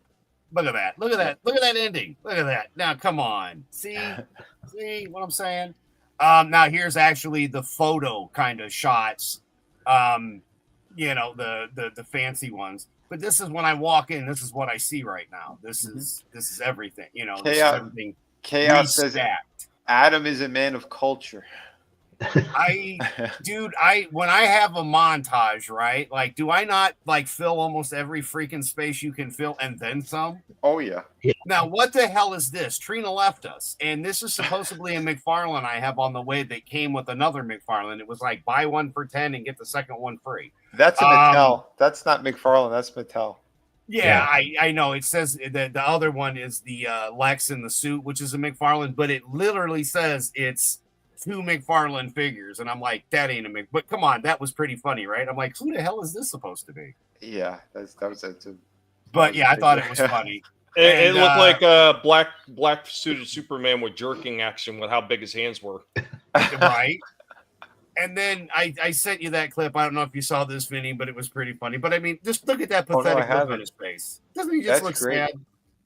You should crack it open and stick Mark Hamill's head in there. Well, I did have that other one. Now, here's those swords. I unsheathed them as you can see, there is actually writing, and I just thought that was kind of cool for the this is the Kill Bill wedding set I got many, many, many years ago. Oh, sweet. And again, that's, with this, I got the swords kind of all set up and everything just to kind of, this is what I was doing today instead of working out because even I needed a break. And getting everything ready for the show and then, getting just different shots because I do miss photography. Yeah, dude. The fact that there's a whole bunch of the collection. If you look left, you can see there's nothing there yet where the pellet guns and stuff. Well, that's about to change because then I got high and bad things happen when I get high. Like, look at the M&M guy. He's getting all kind of, he's getting pretty full there. Holy cow, look, now there's more of them. Adam had a plan for the room, but then he got high. Mm-hmm. So, and there's the skull that was in Darth Vader's helmet. That shield was cool, too. Yeah, and it was in a fire. That's the funny thing. That Excalibur set, I got in an insurance sale because it was in a fire for $25. It came with the sword and the shield. $25. Oh, wow. Yeah. So it was a fire clearance. It was a fire sale. Yes, exactly. Holy shit. It was a firefight. But then we've got the DBZ stuff and the dragon swords and Bowser and I think it works. I like it. So here's an interesting one on that Bowser. So I've recently just seen one of those. I want to say it was like an Ollie's or something like that. It was marked down to like $9.99 because that was originally a $35. Well, that was a $35 figure, wasn't it? I got it for like $15 at Target because is that an amiibo? Is that an amiibo? No, movie line. Okay. It's the one that blows smoke too. Yeah. Yeah. So that's the cool part with it. I thought they were making amiibos bigger these days for a minute. No, although I did see the new amiibo of him. There's two of them. There's like that classic look, and then there's one in the like white wedding clothes. Like the that came out. Hat. That came out when Odyssey came out. Yeah, they both look great. They look really good. Yeah, but I mean, I enjoyed the Mario stuff, and then here's kind of the shots, different angles, just because that way you get to see everything a couple different ways. There's the car, just because I had fun doing that stuff.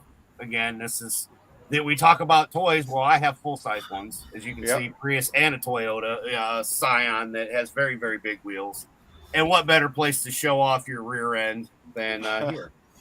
You see, I'm starting to get a little worried here, Adam, because first you're showing batteries and then you're talking about rear end and toys, and I'm starting to get a little concerned. Wow, for Tommy. I mean, the poor guy. Look at him. He's just got that look. Just look at him. He's just look at the look in his eye. He's just like, shed a tear. Shed a tear. What's that control thing he's attached to? That's his. It came with it. It's a kids one. You put it's the voice. It's the voice changer. Oh, yeah. okay. Yep. Okay. You put the batteries in, and it does all the shots or the voice activation stuff.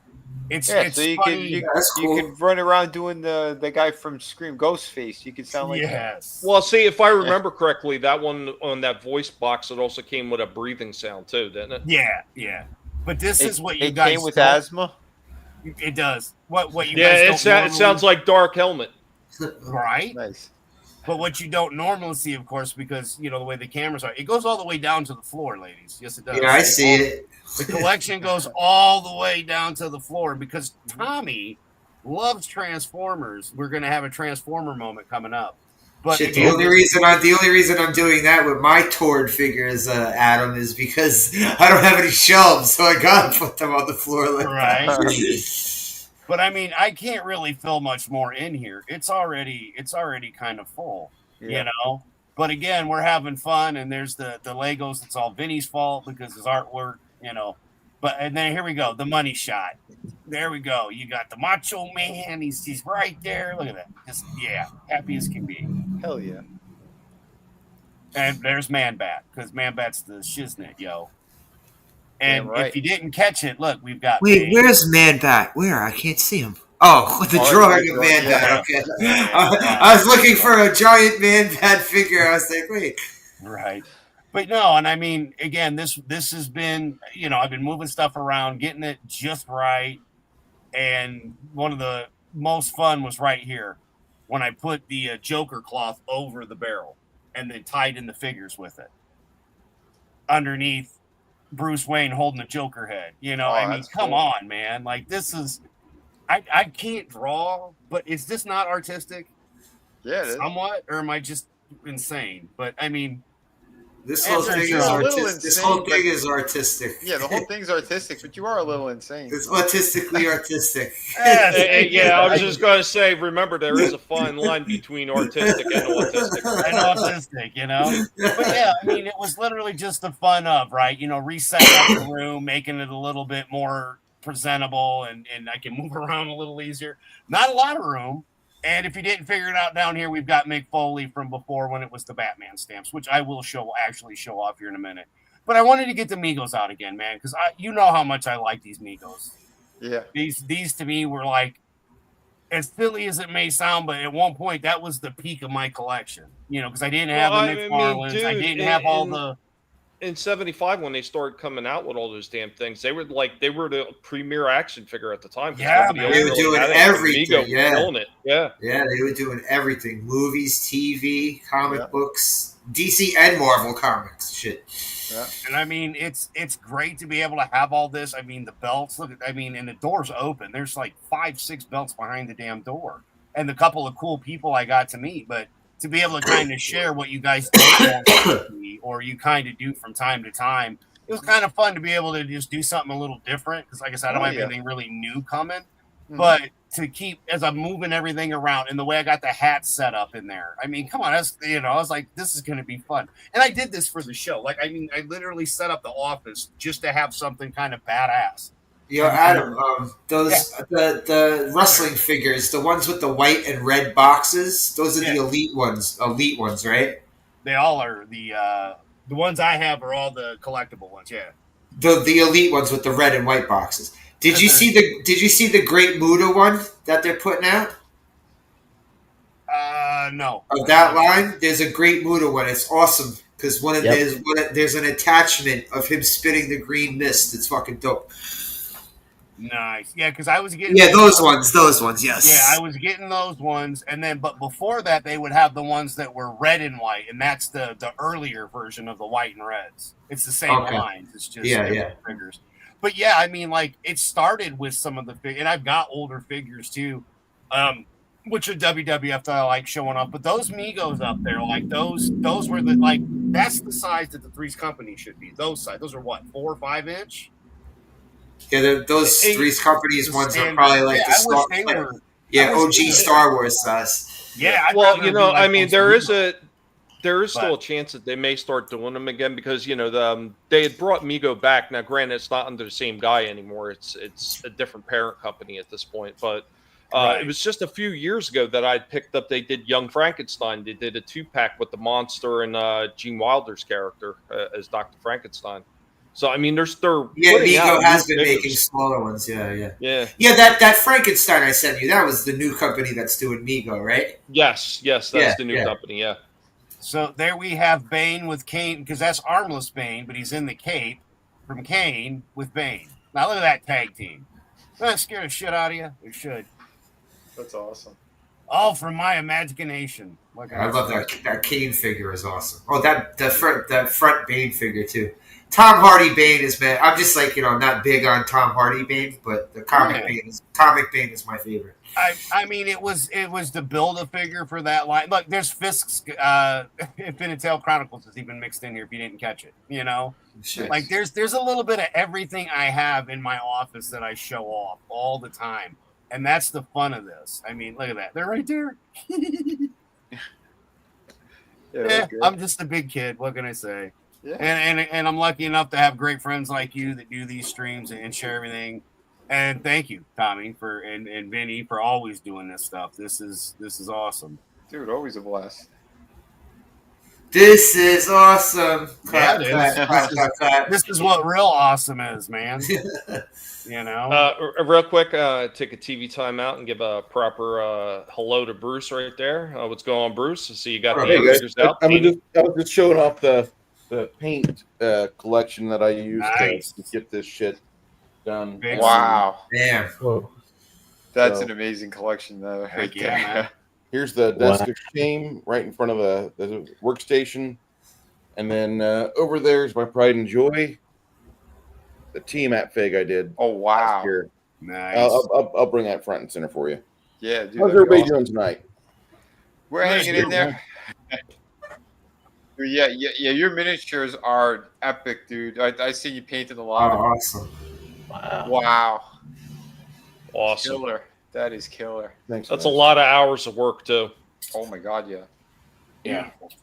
Yeah, I only painted a handful of things when I was working at McFarlane, because I did mostly the designs, but a few times I went into the paint department and I helped them with a bunch of shit. But yeah, I know how tedious it can get. Awesome stuff, though.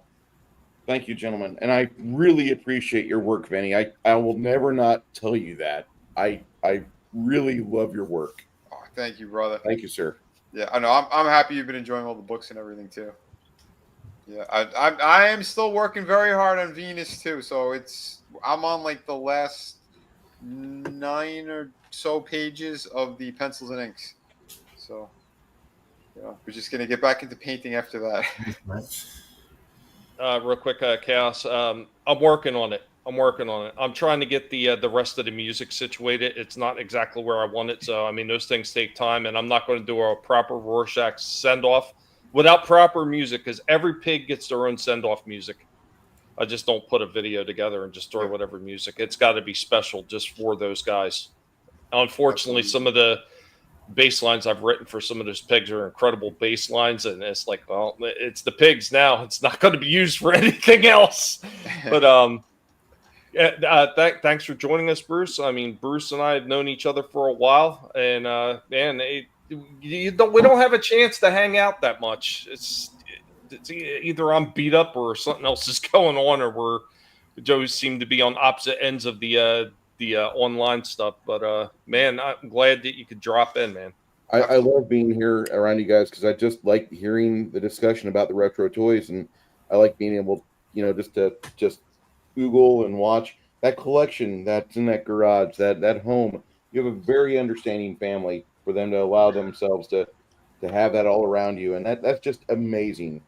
Great collection. Yeah, oh, dude, absolutely. Oh wait, Adam. Adam has one more thing here. We're going to bring Adam back up. Oh, you're fine, man. I just wanted to kind of show off the room in lights because y'all ain't never seen it all lit up. So this is in between you guys doing all the good fun stuff too. So we've got the lights. We've got we're all lit up here. Yeah, I love the Joker colors that you got going on. And hold on, but wait, this is the cool part. This is what I really want to hold on, wait, there's more. There's more. So yeah, we're gonna light it up, baby. We're gonna that's how I don't have a green screen, but I have a green light. That's how come that works. But yeah, now how badass is that with our Punisher Colossus over here? I mean, come on, you don't get much more custom than that with some Dan Aykroyd vodka, baby. So and there's a very nice looking piece there too, very very castled up, if you will. But yeah, again, it's just that much fun. You can do this too with the figures you like. I mean, I am obviously a bit of a fan, of course, of Scarecrow. Not the greatest Scarecrow. This one is just hilarious. But yeah, I don't know, man.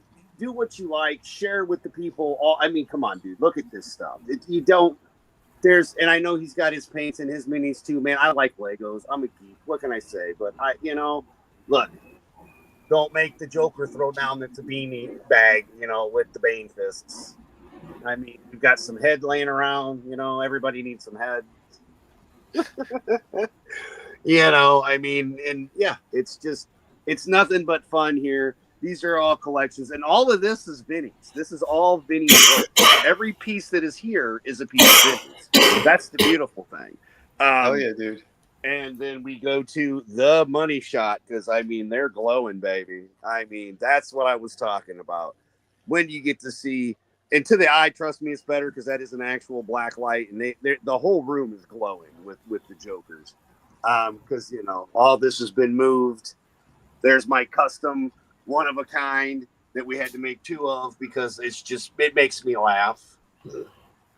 And to your point, I know you hate this one slasher, but in this right now, dude, it looks better in the dark. Yeah, the darker it is, it looks better. Yeah, it looks great in here. We've got the little Joker. We've got the big Joker up on top. We've got a lot of clowning around.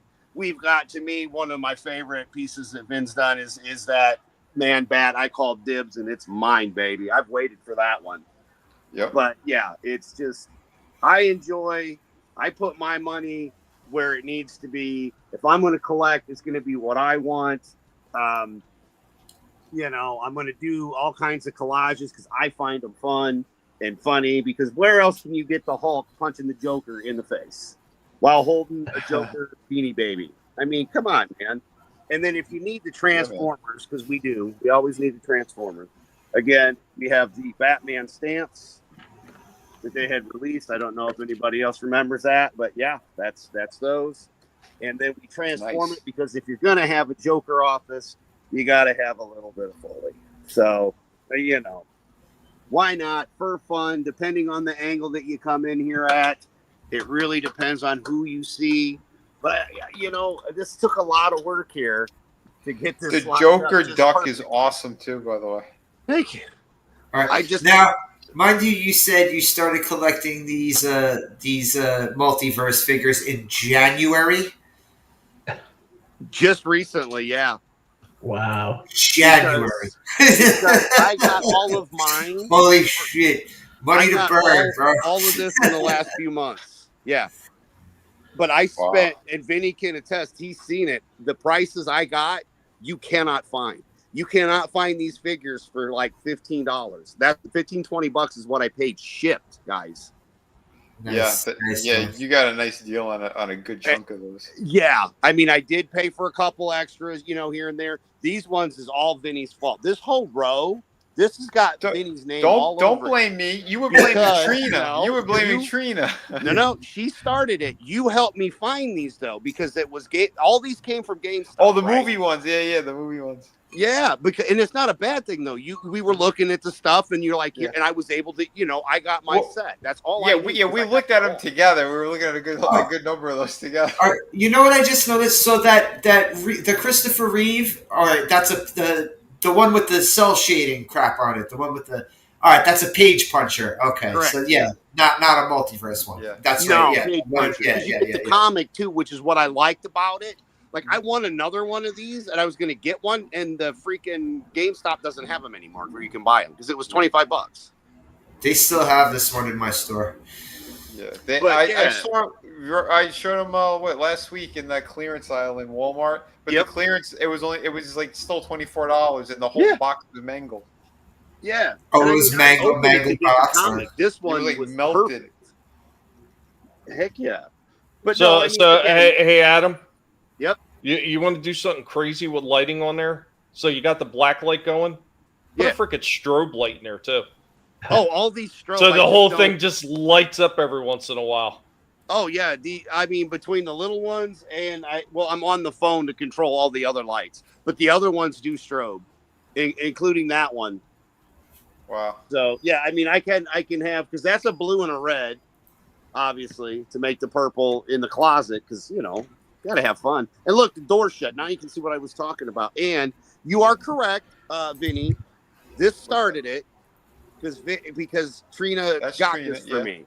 This started it. So then I had to get a Wonder Woman next to, you know what I'm saying? See, it's there and it's a good Wonder Woman to have. That's probably his best one. Hold on. Just one uno momento, por favor. Who cars that coming up? Creep. Drive by.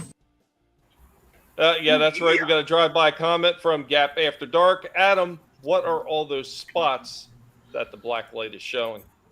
And also, what's going on? Keely Chow popped into the chat. What's up, man? Greetings from Sunville. Good to see you. Hope you're doing well. But yeah, there you go, boys and girls, ladies and gentlemen. I hope you had fun. Again, that's what we're doing here. We're having fun all the time. I don't know, man. I don't want to stop. I've got stuff in my garage. If it's not in the garage, I'm outside. But this, to me, making the office this way, using a chemical beaker as a light, because that's what that is. Well, you I'm know, gonna all the way to Adam, Tommy, the impale. Adam, I'm gonna say it again. Like I couldn't have asked for a better home for that Joker that Stan Lee had than where it is right now. Yeah, that's the one that Stan Lee had. He bought from me. He passed away. The people put it on eBay. You contacted them, got the full story, and now you have that piece on the wall. Like I'm still, like my mind's blown at that. Well, it's even worse was I didn't really get the info. I played stupid and said, "Aren't you asking too much?" I chewed him down a little, and then I got the second piece because he bought two, and that was the second one. And whoa! The new terminology for that now is fisked. You fisked them down. I fisked them down. Yeah. I made Fiskowitz proud, man. He was so proud of me. But every piece I got, that's the funny thing. That was the first one I got from you, the Batman.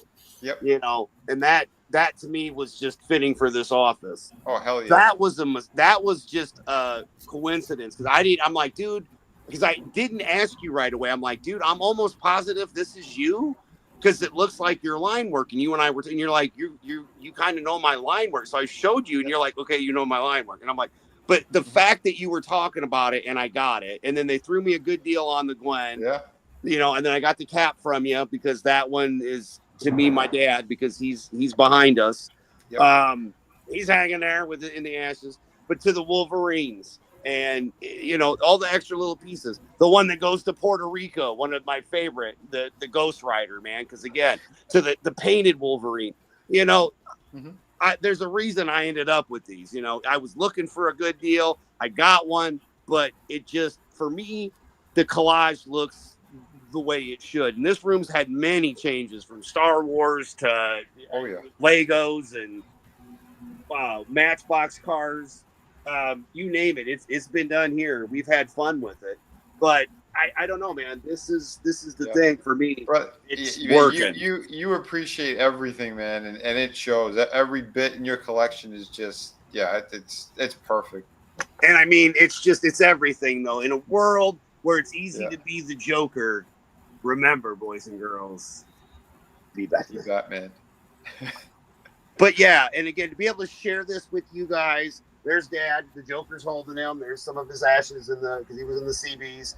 So I mean, he's been with right next to you. There's another, you know, there's a little bit of Vinnie everywhere in here. I mean, there's a little bit of all the work, but again, like I said, it's not just about that. It's about what we all love. But it's Bruce Dead. Bruce was saying it too. It's like, yeah, your family, like they're amazing. Again, and to have that whole thing set up like that, yeah, man, beautiful stuff. Beautiful stuff. And again, it's literally here we go with just white lights. And as Tommy was saying something about with the strobing lights, we've got it somehow set to when I'm talking. Don't ask me how. It just does weird things sometimes. But I was trying to get to, and as you guys know, man, I love my tater heads. They're up there in the corner. I love my Hot Wheels. They're all around. And it's just one of those things. The animated series was a big one for all of us. Me, 66. If I can not kill myself, we're going to try to get through here. All right. Look at that. We made it. Beautiful. We're going to turn on the overhead. There we go, everybody. And we will have normal lights. But yeah, I mean, all the way to the, you know, we've got the 66. I got the Transformers here now. You know, I mean, it's just literally, I'm running out of room, yo. I can't. Pretty soon he's going to be standing on a pile of boxes. Trampling on these new figures over here. Remember, Slasher, I've got a closet full of boxes. And I got to take a zip line into the kitchen. Because we've got more. Again, Trina's favorite, the tortoise here. Are those popcorn buckets up there? Yes, they are. Awesome. They are. And then we've got the Kong. We've got wiener dogs. So, there's a little bit of everything in here, man. As should be. It should be with the right kind of a collection. To suits, to Mick Foley signed wrestling belts.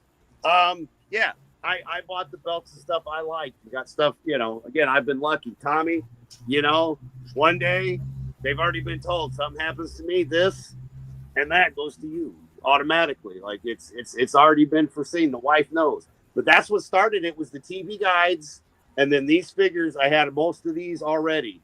And then I started getting all these other ones. And I want to get that Great Muda one. You got to see that one. I just awesome. For real. I mean, I got to check it out because I've got more to put up, but I don't put any more up because, I have little furry friends here that like to eat stuff off the walls. But this is just my collection. And I'm so glad so many people have, and you guys already know what's behind me with all the Star Wars stuff. Because on the opposite side is Star Wars. Yep. So we're not going out there though, because the dogs are quiet, and we've been lucky enough to get this long with the quietness. But again, there's pieces here that Tommy sent me. There's pieces here that Vinnie and Trina, and I mean we, everybody, we're looking out for each other and picking up stuff and having fun. I don't know, man. As a almost 50-year-old adult, man, I wouldn't want to have any other way than to be here every week with you guys through thick and thin, showing off our collections. Even if it is me just showing off some of the new stuff I just got, to me, there's no place I'd rather be. Amen, man. Than being here with you guys on Collectable Past. So, yeah, thank you again for always doing this stuff and allowing me to kind of do my little arty stuff. And you guys honor me with, looking at it, commenting, and we get to do it here, man. It's just, I don't know. Again, sure, I'm just grateful to be here with such great, fine, awesome people. In a world gone mad. Right? Boy, has it. Soul Assassin, he's got a box full of WCW, WWF, 80s and 90s, still in box and storage. Just got to find them. Awesome. And what's going on? Cotton? Cotton's hanging out in the house. What's up, man? Awesome. Thank you, Adam. I'm glad you enjoyed being on here with us. Part of the normal crew now. Also, thanks to Shifty and Bruce for joining us as well. And now we are going to move on over to something that I'm going to show you guys. We've got a toy break here, and some oddball stuff that I decided to film for this toy break, guys. Hope you enjoy this one.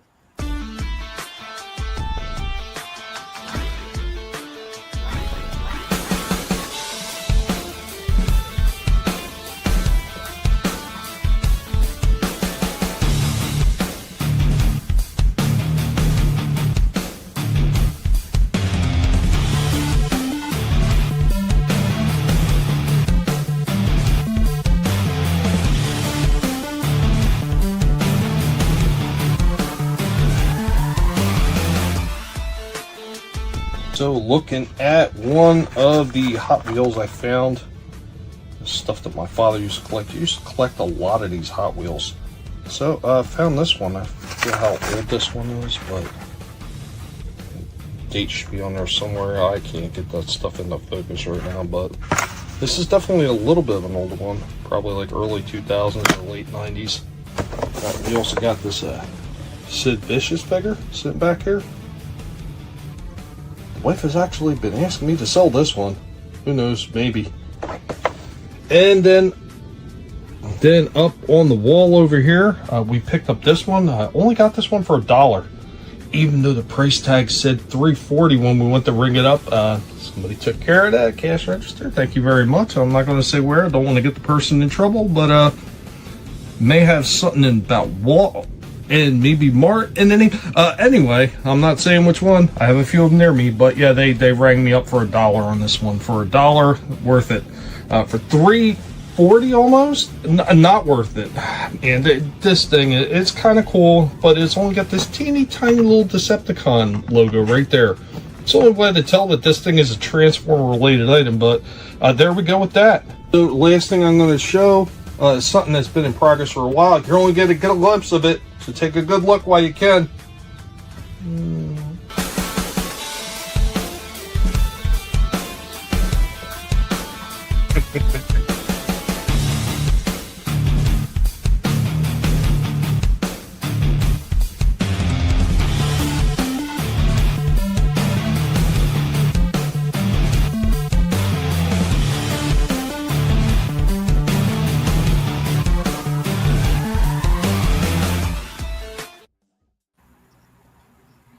Still a cool Hot Wheels.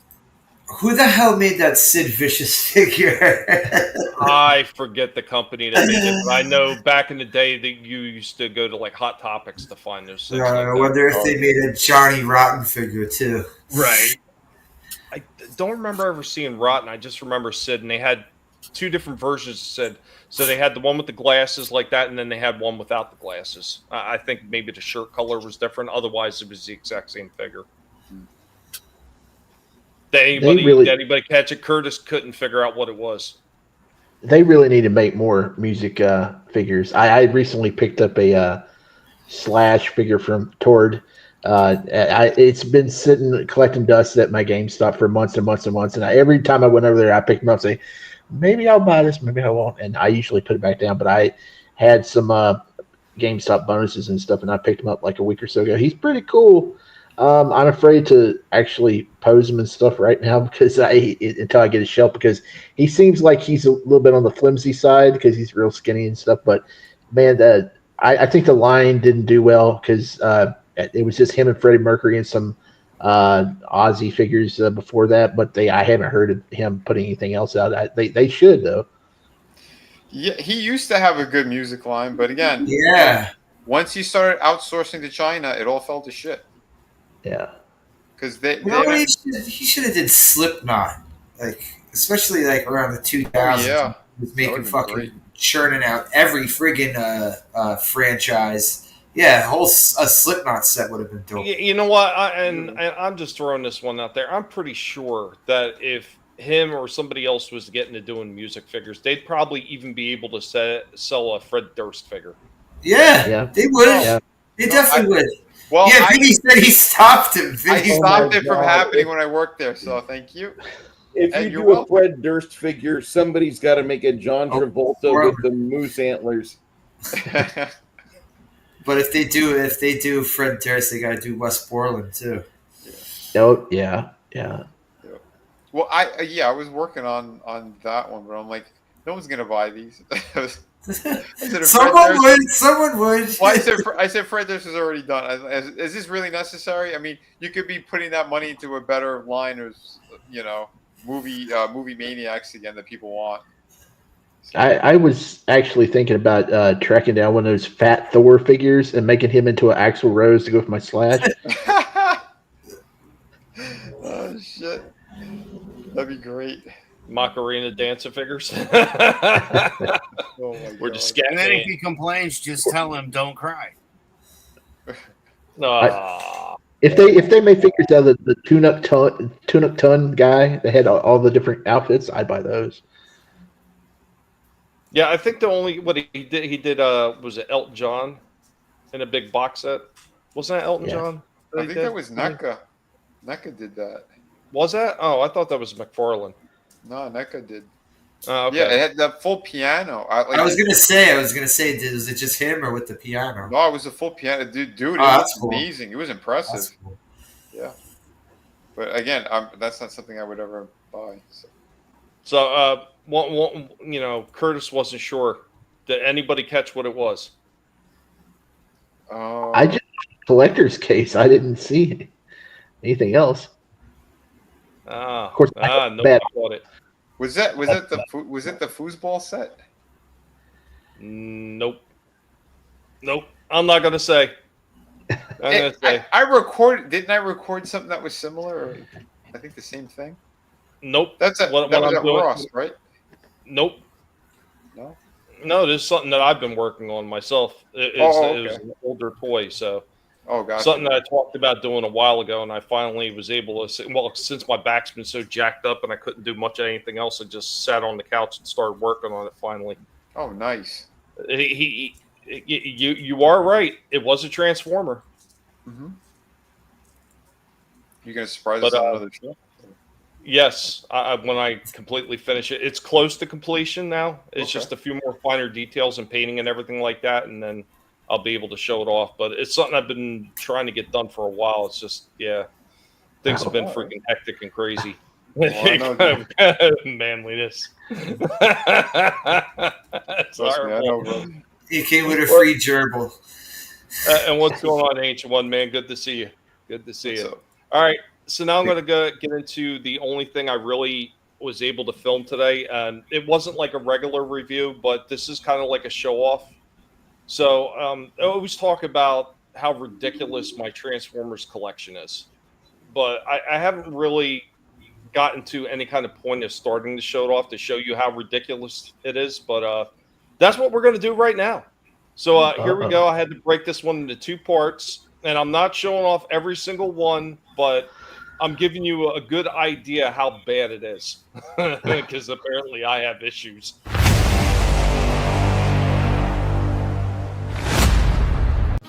Welcome back with me, Dark Helmet, the sci-fi and Transformers pig, as we are getting ready to look at a collection of figures, many of which we have shown off before, but we have never shown off how vast this collection is.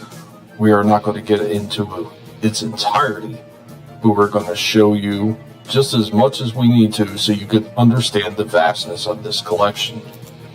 So we'll start off with one of these crates right here, a 28-gallon crate. As you can see, it is empty because we have set them all up on the table. And here we go looking at what this single crate had in it. Yes, all of these figures were jam-packed into this crate. Tommy has a way with packing these crates. You can see these are Legacy figures. There's a few Legacy United in there as well. And they are of different variant sizes and different subgroups. Unfortunately, we never did get all those Stunticons. Just missed breakdown, and that was thanks to Toy Shipper. But we got Buzzworthy, Bumblebee, Origin, Wheeljack, Skull Grin. We got the 2 core figures with Megatron and Bomb Burst, and just all this other goodness, Motormaster, Blitzwing, Point Blank, all the Insecticons. There's just a whole lot to unpack, but wait, there's a little bit more. Elita 1, got Crosscut, and then we got the Tonkinator set. Whole lot just for a single crate. This is why we can't display these things anywhere. They take up way too much real estate. And here we go. This is some more of the stuff that's in the back in the toy room that is scattered around, not even crates. But then here's another big giant crate. This is filled with some figures on top, and then mostly G1s through this big giant 48-gallon crate.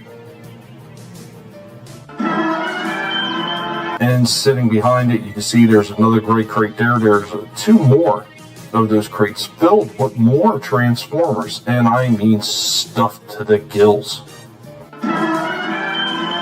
Over here, we got some more crates filled with Transformers.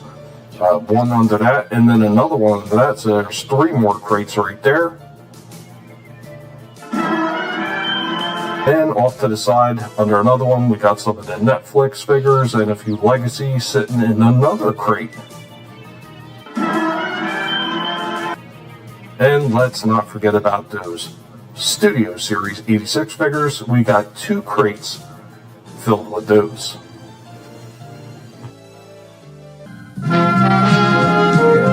The Transformers will return after these messages. Dude, that's something else. Holy shit. And like I said, just unpacking one 28-gallon crate and just displaying them on the table, you can see how much real estate they take up. It is quite ridiculous, especially like if I had to try to bring out every single Transformer and that was like, how many crates was that? I lost count. There was at least 7 of the 28-gallon crates. So the one I showed off times 7. Then I have the larger 48-gallon crates, and there's 4 of those filled with different years, whether they're G1, Power of the Primes, Fall of Cybertron, Generations, all those stuffed with freaking Transformers. And then there's more on top of that. Some of them I show off in the next part, and then there was a few more tubs filled with Transformers that I completely forgot about and didn't even film. Jesus. I would need to fill my entire living room, dining room up and take an aerial shot if I wanted to try to get them all in one picture. Wow.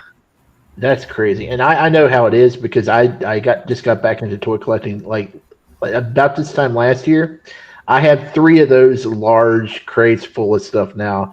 And then another closet that's I got stacks of stuff that's like up to my thigh.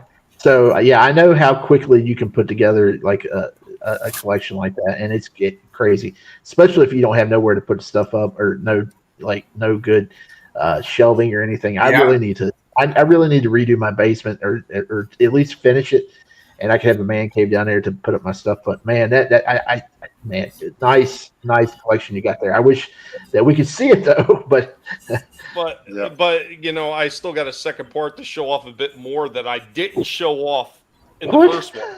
Yeah, so the second one has got more of it, and it's not even all of it; it's an entirety. And I just want to say how ridiculous it is, because a lot of this stuff I still have from my childhood, thanks to my father being a hoarder and not throwing anything away. Granted, he did break some of it, but he didn't throw it away. So I just want to reiterate that this is just my Transformers side of the collection. Only Transformers, yes. And it's not even all of them. Dude, I remember you showed me that room. What was it? There was like 16 just on one part of the room. I was like, holy shitballs. Yeah, that room is filled with over 40 crates. Over 40. Actually, it's probably closer to 50 now. Wow. Hey, Tommy, how much do you remember Optimus Prime costume when he came out in 85, 86? Oh, the little the fireproof costume with the little plastic mask. That was I recall it. I never got one. I always thought they looked kind of cheesy, but I do recall them because my dad had bought a Chewbacca one just for the mask, and then he made me a Chewbacca outfit out of some kind of weird hairy rug material that was not only hot as hell, but it was itchy as shit because it had like a floor. It was like that floor shit, you know, that plastic gritted shit that they have for freaking rugs. God, that thing was hot and itchy.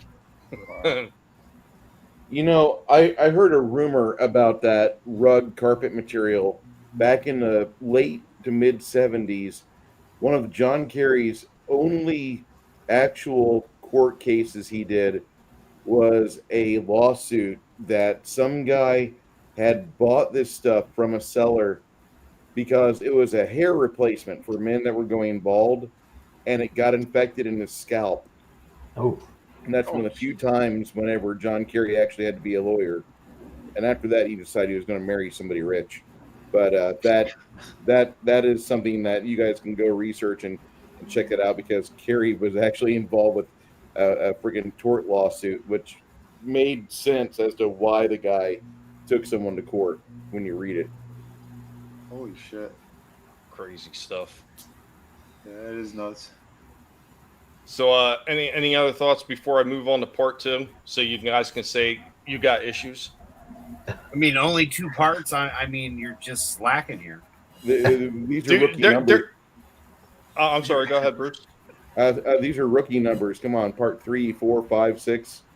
There wasn't enough time in my day to film all these things. Like this, like I started preparing this shit on, it was either Sunday night or Monday.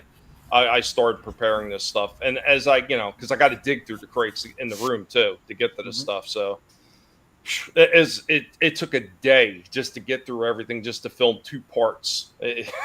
Wow. Tommy, you got a lot of stuff there. Yeah. I've got extras too that are not even part of the discussion because they're just extras that are for sale and for sale only, which I'll touch on something about my eBay sale later. But yeah, here we go. Part 2 of the Transformers collection, ridiculous collection, almost autistic collection right now. We now return to the Transformers. And just when you thought it was over, we're going to show off one more crate of figures. So here we go with everything that was in this crate. Whole bunch of exclusives. Some of these are Hasbro Pulse, some of them from different companies. There we go with the Refractor Reconnaissance 3-pack team, otherwise known as Reflector. And here goes some of these mail-away ones. These were only available through mail-away. Once again, some of them Hasbro Pulse, some of them might have been Amazon. I forget where they all originally came from, but here we go, taking a look at Magnificus. Yeah, he's sporting the Decepticon symbol on that one. Here we go with Ramjet with some very odd-looking colors. Here we go with Hubcap. Very similar to the Cliff Jumper. We got Bug Bite, who was originally a GoBot, but a white version of Bumblebee. We also got Power Dasher Zatar. The Power Dashers were mail-aways from the original Transformers catalog. Then we got Diaclone Guard 2, a repaint of Ironhide. We got one of our other Power Dashers here. We got Chromar. There is a third one, and he came with a Ghost Mirage. He's in a different series, so he's in one of the other boxes that I already showed off. Buzzworthy Bumblebee. We got the mini nano cars. Then we got the Speedia collection. Got a few of them right there. Road Hauler, Blur, Diaclone Universe Burnout, and Clampdown. And then Overdrive, or Override, sitting right there. And then we got that big collection with Gold Bug and a few other guys right there. Big 4-pack. The Wreck and Rule collection. With, I believe that was Twin Twist. Diaclone colors. I got a few more of the micro figures with Starscream and Optimus sitting right there. And of course the Buzzworthy Bumblebee 86 Cliff Jumper, along with Cup. And then Buzzworthy Bumblebee Autobot Silver Streak. All stuffed into that one tote. And this is only 2 totes that I've shown off. So the enormity of this collection really does come into focus. Here's a few more sitting in the back. I got a 3-tiered little dresser thing. There's the first drawer filled with G1s and a few GoBots. There's the second drawer filled with even more. And of course the third drawer filled with a few more G1s. And like Helmet would tell you, if we could find some place to put all those things on the wall, holy crap, would that take up a lot of real estate. The Transformers, more than meets the eye. The Transformers.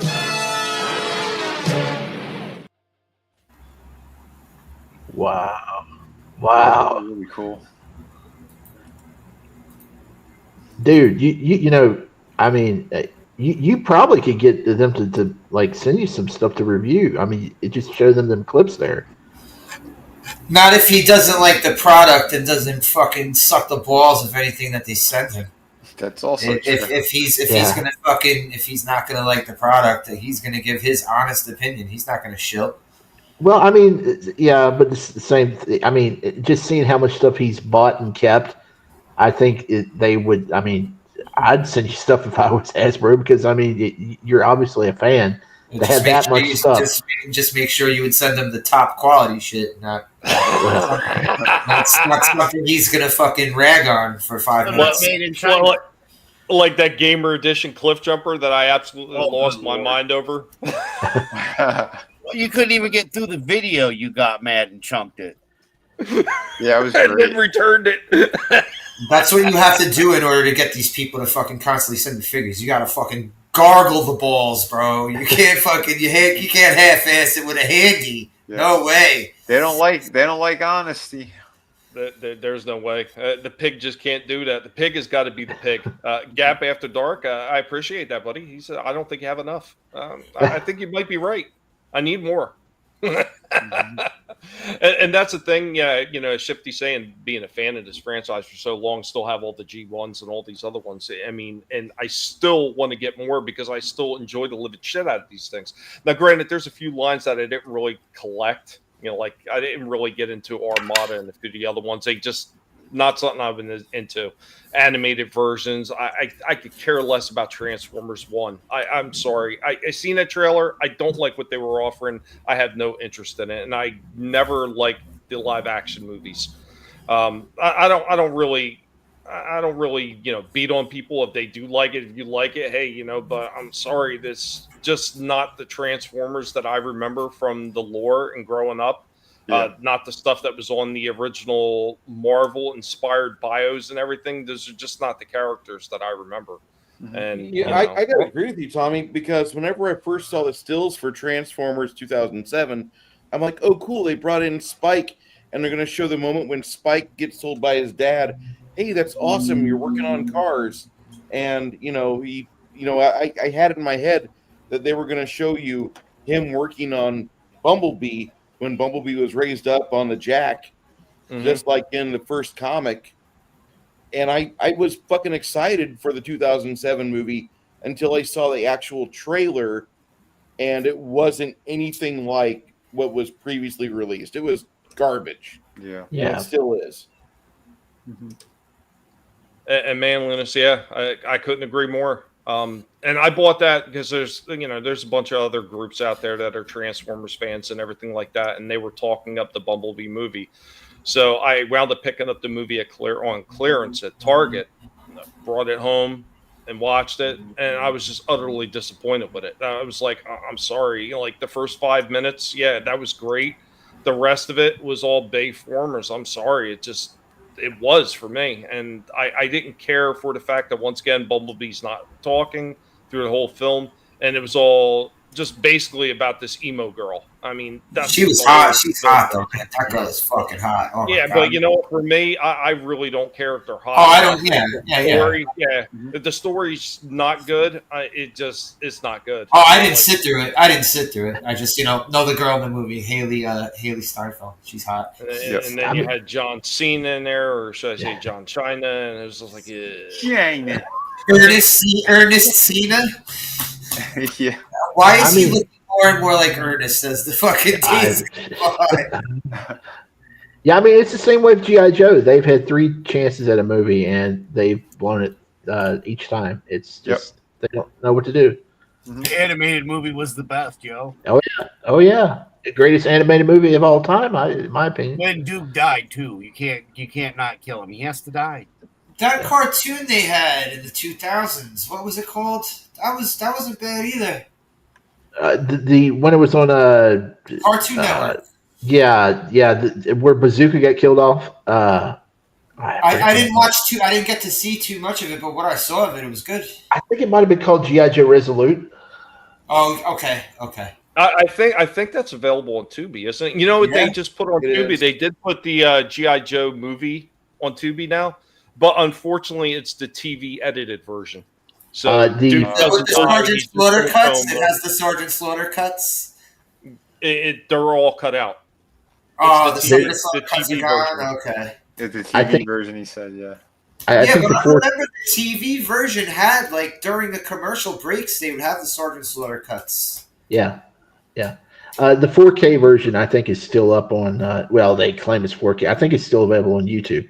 That some fan ripped from a Blu-ray. I think it's still there on YouTube. So it's awesome stuff. I wish they would. I wish something like Shout or one of these other ones would make the original ones available again. I'm sure maybe at some point they will.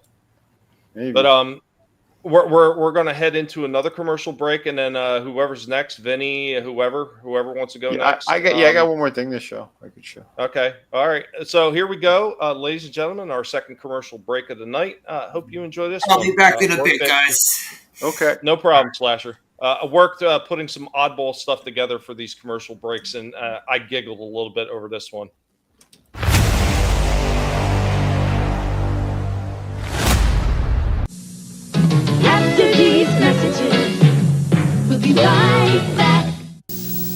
Stomper 4x4s, working lights, detailed design, and four-wheel drive. Battery for each not included. There are 4 models: the Chevy Blazer, the Dodge Warlock, the Jeep Honcho, or the Ford Bronco. With battery-powered four-wheel drive, you can tackle almost any hill, almost any surface, because four-wheel drive provides power. Stomper 4x4s with headlights, each sold separately or available in sets from Shopper. Cool! Yeah! Ronald, Vinnie, Moto, biker mice on battle bikes with the firepower to stop the evil Plutarchians. Catch this, Carbuncle! Gets him every time. Step his way, Exasius vermin! No way, fish face! Grease pedals, grease them!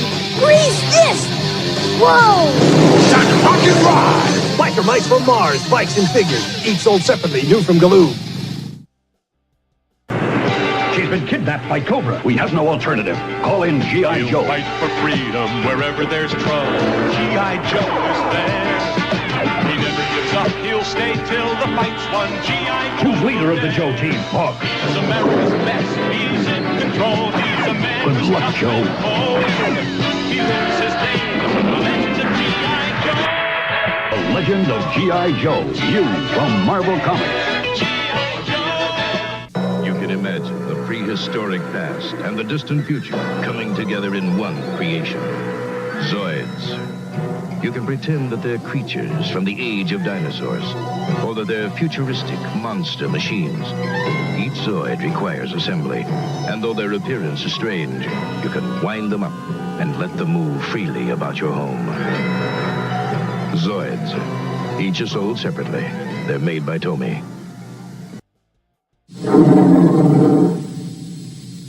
It's King Kong! Save me! Save me! Get behind me! I'll protect you! It's King Kong against the world. An angry, roaring King Kong on top of a 4-foot-high tower. Hit the left target, and his left arm goes up. Hit the right target, and his right arm goes Now up. he's feeling me! Don't worry. I'll get him now. Hit the center target, and over he goes.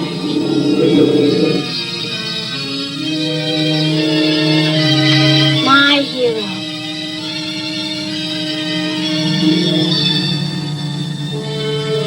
King Kong against the world by Mego. Now, back to our program. That Mego one was so creepy. That whole commercial was creepy. Man, it's crazy going back and seeing these commercials. I mean, the internet's great that we can sit here and talk about this stuff, but at the same time, it's because of the internet we don't have that stuff anymore. Toys ain't popular now because the kids are addicted to the internet. Movies ain't that popular in most cases because the kids are addicted to the internet and video games and stuff. So, they don't know how good it was back in the 80s and the 70s with all the toys and stuff we had in the movies and the music and MTV and all that stuff. I mean, now it's just, man, it's a totally different world.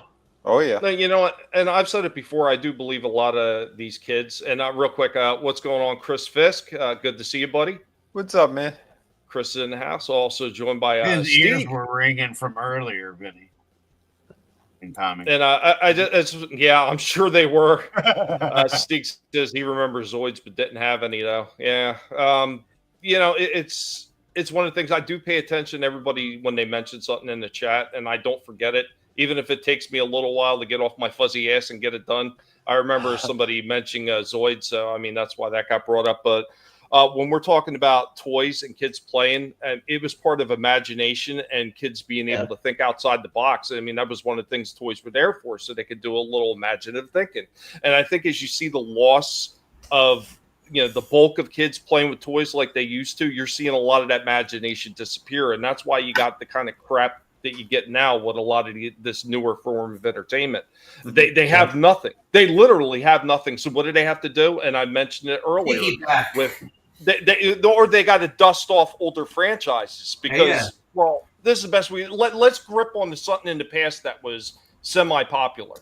You know, that's Bionic literally 6. all they have. Sooner or later, they'll remake Bionic 6. Yep. Hey, if Fantastic Four takes off, they just might. That makes me sad if they're going to redo things like the Bionic 6 or Defenders of the Universe or stuff like that. Mhm. I mean, Didn't they redo the Defenders of the Earth figures? I thought they redid them. Yeah, they NECA had done them. NECA, I yeah. got Phantom and what is it, Flash Gordon and Ming. And they did them a couple different ways too. Yep. So NECA not only did the Defenders one, and they did a bunch of other characters from that line too, but then they did the movie ones too, they were really nice as well. Yeah. I saw one of those over at the upscale Walmart across town, and I didn't even know they made them because my Walmart doesn't get the good stuff. But at the Ritchie Walmart, they had some of those on clearance. I saw Ming and a Flash Gordon, but I never saw the Phantom. I'll have to check that out. See, the only one I didn't get from the movie line was, and God help me, I keep forgetting his name. The guy with the wings. Yeah, the guy with the wings, that hawk-like guy. Oh yeah. He looked like the dude from Little House on the Prairie. Remember that burly ass dude with the beard? It looked like him with Hawkman wings. Yes, Mr. Edwards. Yeah. Was it Oliver Reed who played him in the movie? Yeah. Oh, it was. I kind of was drawing a blank. But dude, yeah, crazy stuff. Yeah, that Phantom, I came close to getting him too because I know the sculptor who worked on all those because they're almost all the same body, like for the hero line. They pretty much are basically the same body, but I will say that the Phantom one was the first one that came out in the line, and he is actually the best one out of the whole lot. Yep. There was the edition where he had everything. It was like a smaller box, but he had the different hands, the weapons. That's the one I got, and he comes with the skull that you could put in his hand. Yeah, I couldn't for $40. I couldn't justify that because I brought it to the register. I'm like, no. If it was like 30, I would have because I know the guy is a good. I think I got mine for 35. Yeah, it was too pricey. But yeah, otherwise I would have because the Phantom. I love that character. Billy Zane. No, this is the comic version. The comic. Yeah. But then if they do the Shadow, they gotta do Alec Baldwin. Oh jeez. It comes with an actual firing gun. Yeah. Shoot your eye out, kid. Yeah, Steve says the comics were huge up in Norway. Nice. That's cool. But actually, I got something that is right up Tommy's alley. He showed a room full of them. So here's Prima Prime. Again, I call him Primo in the damn thing because Prima is feminine. He's not a female. He's a male. But here he is. The Transformers figure. This is Prima Prime. It should actually be Primo. Prima is feminine, so I don't know who named it, but. This is one of the 13 out of the Age of the Primes, and I believe the first bearer of the Matrix of Leadership. So he does come with that. And here is the box artwork. Pretty cool they did it. He has this sword, and the Matrix of Leadership could actually attach to it, but you could also put it in his chest. So we're going to open this up and do a full review on this guy. He does look pretty sharp.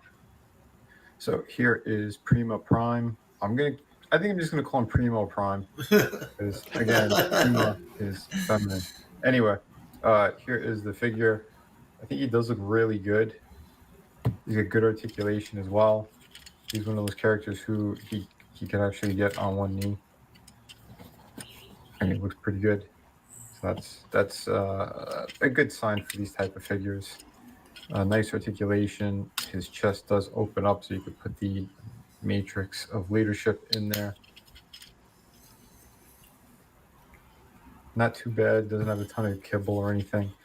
Shoulders are nice. He's got that extra hinge thing going on there. So he's got great range there. You could, like I said, port the sword that way. Or have him hold it. Pretty good stuff there. Here is how he scales with my bootleg Rise of the Beast Optimus Prime. That thing is a fantastic figure. I'll probably end up putting the link at the end of this video, when you can click right after it. But yeah, they look really good together. They're kind of back to back. This is his vehicle mode, which I believe they said we've never had a vehicle mode for this character before, but not bad for what it is. It does roll, so that's a good thing. The way you put a sword in, the hilt gets plugged in down here, which is kind of stupid. And the back part's fine. You plug it in the back there. But there's also more where you put it in the front, the full thing, and I'll show you that in a sec. It reminds me of the Thundercats tank, kind of. Yeah, kind of. You flip over his wheels, and you can get him like doing a hover thing. And here's what you can do with the sword if you want. So you put it in the front. It doesn't port in the best, but it's okay, I guess. It looks like from the back. Top. All in all, not too bad. Hey everyone, this is Vinnieart. So that's Primo Prime. Well, what did Frankie say? It's Prime of Prime. But yeah, he's a cool figure though. I do like him. The articulation, the movement that you could get out of that figure is really, really solid. But yeah, vehicle mode, I was pretty happy with that one too. Yeah, and that's one of the things I always talk about with Hasbro. They can do it right when they want to, and I've gone on and ad nauseum about that Gears figure. I mean, I just love the articulation on that thing and the way he looks. I know. I still need to get my hands on him. It just, like I said, money's been tight and all around. So I'd like to get him soon, though. Huh? Steeg, plug it in down there, plug it in the back. Phrasing, Vinny, phrasing. I will say that his vehicle form, it does kind of remind me of the Cybertronian version of Ironhide and Ratchet from the Siege line. Yeah, kind of. I think that's probably where they took inspiration for the look. So I think so. Yeah. It's interesting. It's interesting. Yeah, it's pretty cool. Pretty cool figure. Yeah, I dig them. Yeah, they got a whole bunch of really cool shit for the Primes one. Like the aerial bots look absolutely fantastic too. I like the way they look. Although I have heard, I think you were mentioning it, that they look maybe a little undersized. Yeah, they the look rest tiny. of the jets. Yep. But from what I've seen, Silverbolt looks pretty damn huge though. So I don't know. I mean, so that's what they're gonna do. Like they're gonna make one of them huge, so then when you put it all together. Yeah, well, that's what they did with the original toys too. So I have all the aerial bots, Stunticons, Combaticons. Like obviously they weren't shown off on any of the two videos because I didn't really get into the G1s. But that's how all those were. Like the main body of the figure was huge, and all the other figures were a lot smaller. Well, I mean, like, because like in comparison to some of like the Decepticon, the Seekers, it's like, come on, like they don't even stack up to them at all. You know what I mean? No. Curtis, thank you so much, brother. I appreciate it. Yeah, Curtis, man, thank you. I know Gap was dropping some links earlier too. Thank both of you guys for doing that. I mean, it is a big help, especially with how crappy my internet is, trying to drop links. That's why I try to drop as many links as I can into the description of the show, because, man, trying to do that while everything's going with StreamYards and our huge data draw it's damn near impossible. It really is difficult. So for sure. Thank you guys so much. Yeah, man, thank you. Yeah, and all those books, they all ship immediately. So if you want them, you'll get them right away. Awesome. Anybody else got something? Slash. Yeah, everybody went, or yeah. Did you have something else too, Shefty? Yeah, I got one more video. Let's see if I can yeah. The Decepticons have a gerbil transformer.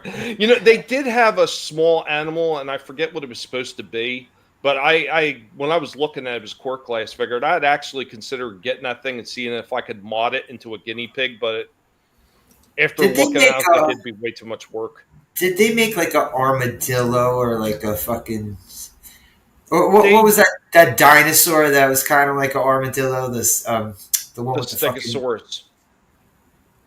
Oh, wait a minute. Oh, Ankylosaurus, right? Ankylosaurus. Yeah, from the mini ones. Yeah, the little mini Quirk. Last episode where Adam asked us if we remember the California raisins, and I was like, yeah, buddy. I remember the California raisins. I remember real well because my dad used to drive down to Hardee's every Sunday morning, and he would pick up a couple of orders of those wonderful cinnamon raisin biscuits that they used to have. Actually, they had them last year during the holiday season. They need to serve them all year round and bring these suckers back because these were amazing.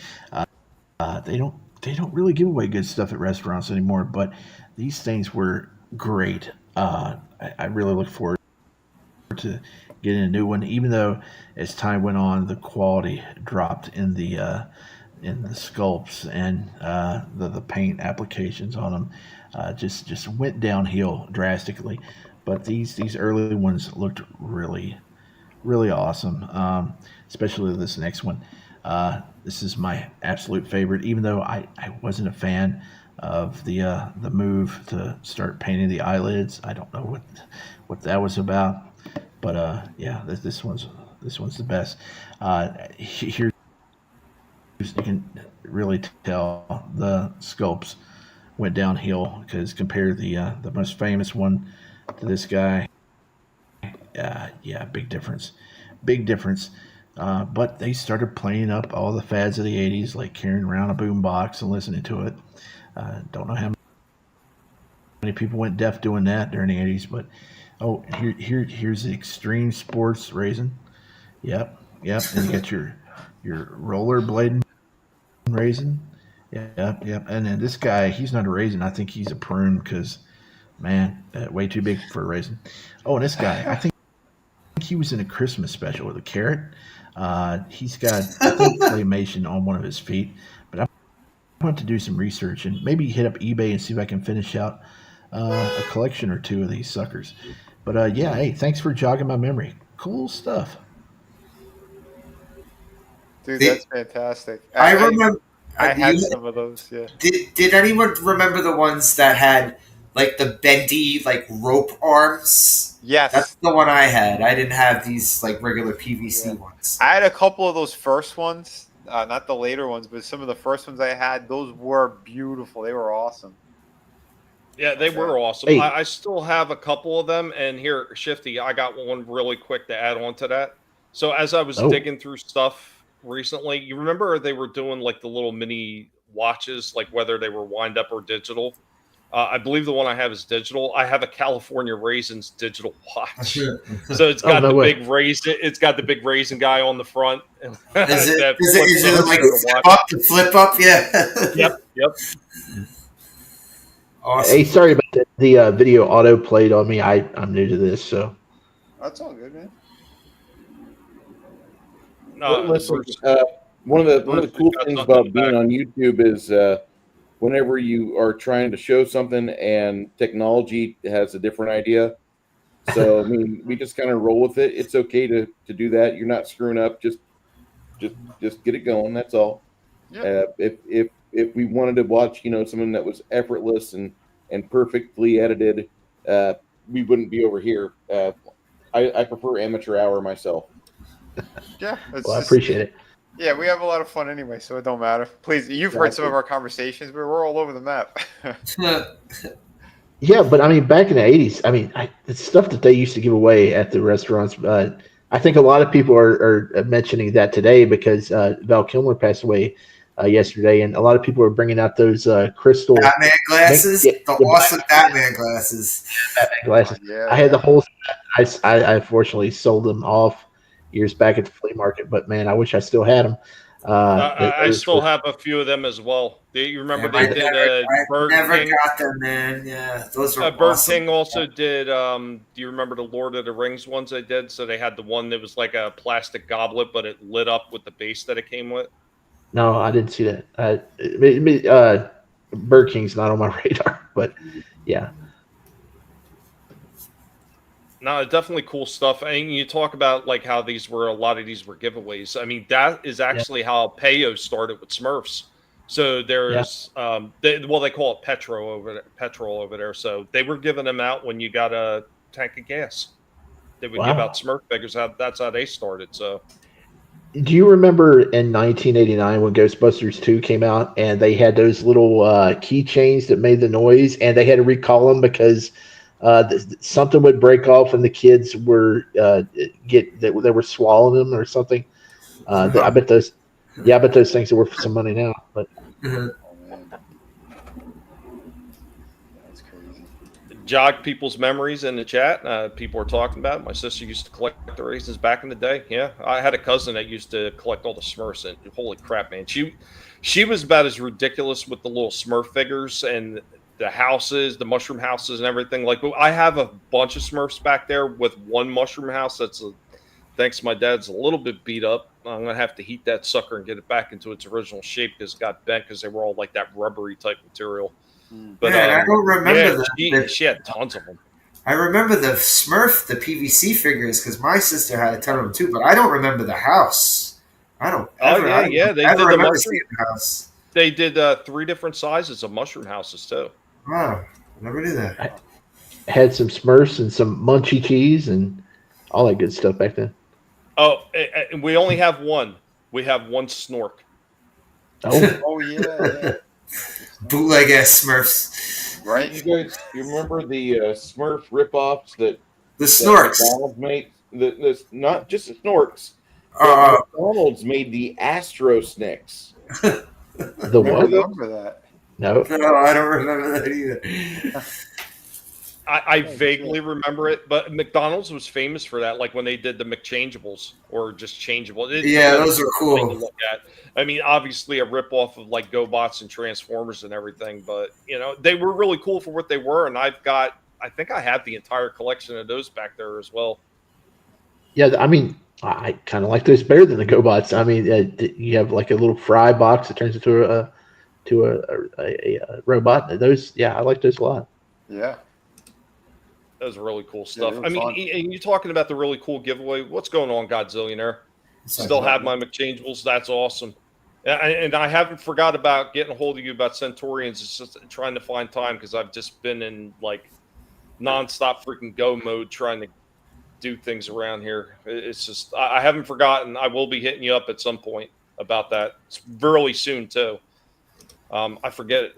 I'm pretty sure you're on Twitter, right? I hope. That's the easiest way for me. If not, I'll find another way. But like the breakfast cereals, like all the cool, like I've shown that off before with Indy's toys from bygone eras, where they had stuff for the monster cereals, or like Kellogg's did that stuff called the Starbots. They were kind of cheap, but even though they were cheap, they were still pretty cool for what they were. And I have a few of them in the back too. They used to have the Disney afternoon little figurines that came in the Kellogg's box, and you had. I have the Captain Crunch ones. I still have them. That's what I was going to say. The Captain Crunch figure. That was awesome. His villain, the Sog Master. Yep. And the Soggies, the goons. They were glow in the dark. I still have all of them. They must have put some laws into effect to where they couldn't, market that stuff to kids. I mean, to where they get prizes and stuff and the cereal boxes. It doesn't exist anymore.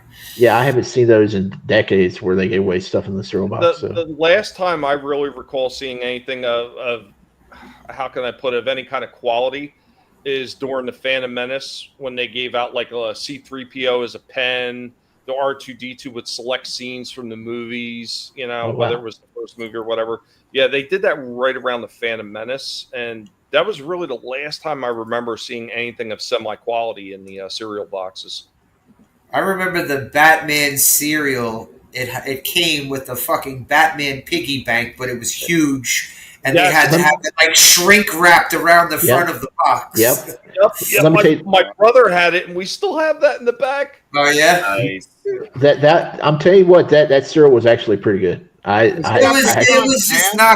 knockoff Captain Crunch. That's all. That's all it was Captain Crunch. Just like the Mr. T cereal. Yep. Captain Crunch in the shape of the letter T. If you can eat Captain Crunch today and enjoy it, then I guess you really did enjoy it. That shit is disgusting. It would rip up the roof of your mouth. That's why I would let it get soggy. I don't understand the commercials like, you want it crunchy? No, I don't want to break my teeth. The Batman cereal didn't do that as much though. It was tinier pieces. So Tommy, that Batman, what do you have? Right. Stick it in your mouth. It's still cereal. It's still sealed, and there's cereal in the box, Tommy. No. This is just a bank. Oh, okay. I thought you had the sealed box. I was like, oh, bro, you got to open that box and eat it on stream one day. There would be no way in hell. I guarantee that shit would be like a Twinkie. You could leave it on the rail of a ship and it'll never go bad. Chris says he has a bunch of the Star Trek com badges, Monsters Inc. finger puppets. Nice. Yeah, I think I remember Monsters Inc. Monsters Inc. They had the little PVC figures in cereal boxes. I remember. Star Trek was the shiznit, though, man. I mean, I'm just saying, getting stuff like that. In the day. Yeah, before they ruined it. A gazillionaire. We have to outlaw cool toys and cereal boxes to hook kids. Instead, we'll just put addictive chemicals in the cereal. Yeah, right. Oh, you don't want to buy for this? We're going to make it so sweet that you got to eat. It's like that Slurge from what was that cartoon? Oh yeah, I forgot. Yeah. I'm surprised somebody didn't sneak. Quite honestly, serial killers. I'm surprised. Cotton, I have a Darth Maul, and Darth Vader cereal pens. Yeah, I had the Stormtrooper cereal. Even though I knew you meant Maul, I still wanted to read Mail anyway. I did not this time. I absolutely resisted the urge to read it as posted. Welcome back, Ancient One. Got some pizza, huh? Cowabunga, nice. Dude. Welcome back. Offensive serial killers, dude, man, they were putting out so many serial killers. Like, I didn't realize how many different serial killer cards and comics they had until I started looking through the shit my mom had because she was into that kind of shit. Yep. Dude, they had tons of that shit. It was crazy. I remember when the trading cards came out and parents were like shitting their pants over it. Oh, Chris comes in with fentanyl O's. Nice, nice, Chris. Plastic SpongeBob that's supposed to hang off the side of the bowl. Yeah, I'm telling you, man, they used to do some really cool shit. Cocoa Puffs, Cookie Crisp, you name all those things. They all had something really cool in every single one of them. But right now, Slasher, I guess I'm handing it off to you, buddy. Yo, Tommy, could you bring up the toured rules banner? Oh, absolutely, sir. Absolutely. Let me grab that real quick for you. There you go. Yeah, I got a new Tord, and I know I've been keep bitching about Batman figures, but I couldn't resist this one. The Dark Knight Frank Miller. I got that. I love it. Yep. The street lamp. That's an awesome accessory. I think that's fucking. That is cool. Yeah. I'm going to try to take the battle damage off of one day. You're going to paint them up. Well, actually, I think you can just remove it with nail polish. I talked to a customizer. The only thing you have to paint up is the emblem. Just black marker it out. Okay. The thing is, he looks very like Samoan or Hawaiian or something. Yeah. Well, that Frank Miller drawing was pretty rough. Yeah, I know, but I like it though because it's different. You know what I mean? It was so much different for its time. I love it. I meant that unmasked look. Yeah. Because it's almost Marlon Brando-ish. Yes, that's it. Yes, Hawaiian Marlon Brando. Yeah, just leave him masked though. We don't need him unmasked. Well, he has a different head, but he should have had the mask like on it already. Yeah. It should be the other way around. Yeah, exactly. Yep. But the thing is. Go ahead. Yeah, no, that's all right. What were we saying? My only complaint is he's holding those 3 batterings, and then they didn't paint them. They didn't paint them. Yeah, they didn't paint them, and it's already in his hand instead of you change it into it.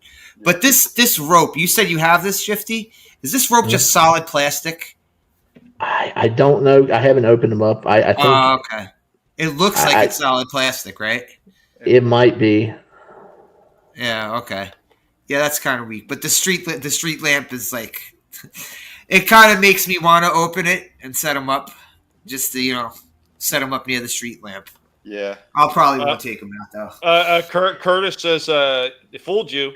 It's an ultra realistic. Now, I will say something about that figure that there is something glaringly wrong with it, and I think any Batman fan should know that's the wrong emblem for the blue suit. It should be the yellow emblem. Well, here it is. Oh, it is? Okay. I thought it was okay. I have the hardcover of the Dark. I have the hardcover of the Well, Dark in- Knight Returns, and I never read the entire thing. I just flipped through it. in the animated movie, he's wearing the yellow emblem and it's scratched up. Okay, I got that mixed up then. And I got a couple of Marvel figures on sale. And we were just talking about this character not too long ago, right, Vinnie? Siren. Yeah.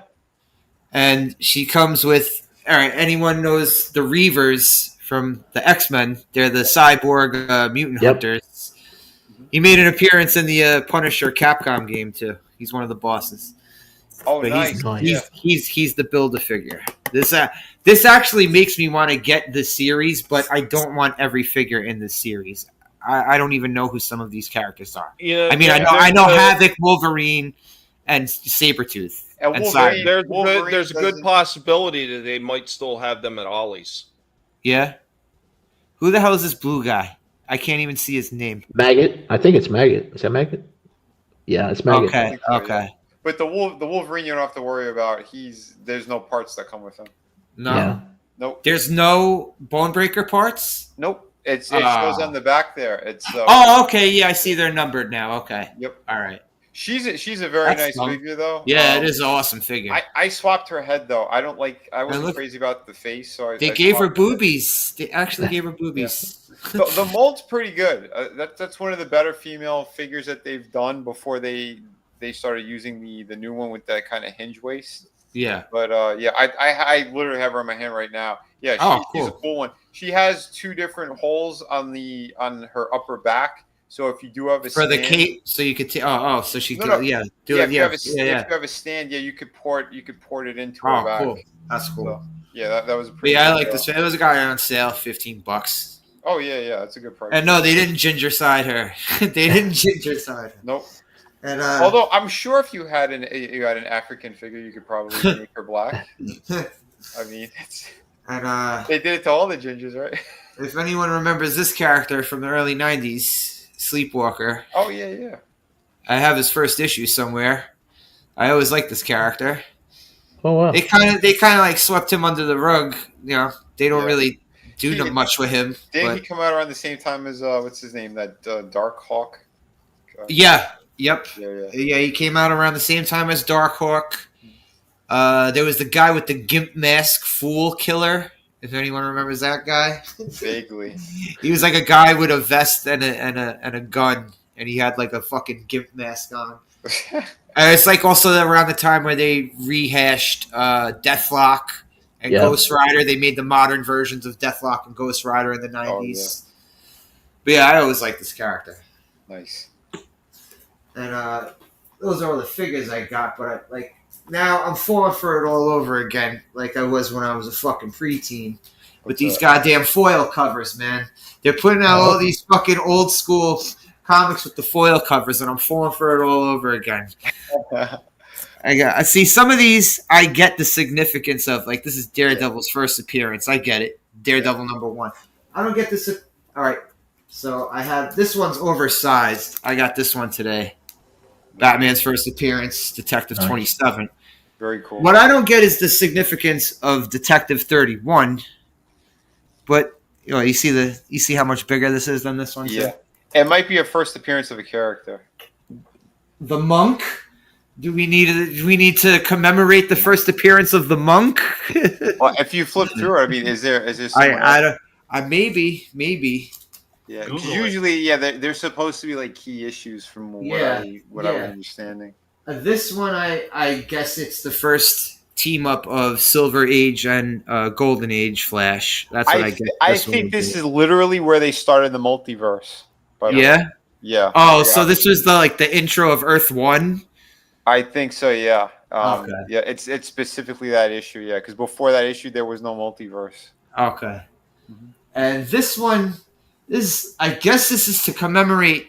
This is such a weird character to commemorate their first appearance too, like this Amazo. Yeah, they love this character for some reason. I don't get it. I was reading a story with there was a storyline they did a couple years ago, and yeah, there was a bunch of Amazos. It wasn't. I get the threat of this character because he's supposed to mimic all the other characters. I get it, He's like, but like the just most dangerous or something. just a strange character for them to commemorate like this. But still cool cover. Yeah. And this one is another one I have no idea what the significance of this one is. Avengers Annual 10. I mean, is it like the first time they tangle with the X-Men? Is that what it is? Possibly. It could be. It says a whole bunch of shit on the cover. Yeah, a lot going on. Yeah. But, foil cover, so yeah, I fell for it. Yeah. I'm loving picking up these things though, man. Oh yeah, dude. Yeah, they're releasing so many of them. Yeah. Yeah, Curtis, they're not hologram, it's the foil. Yep. It's the foil better. yeah. I like the foil better personally. Yeah, I like the foil ones better than the hologram ones too. Yeah. Got Zoe and a slasher. Ooh, shiny. pretty much, yeah.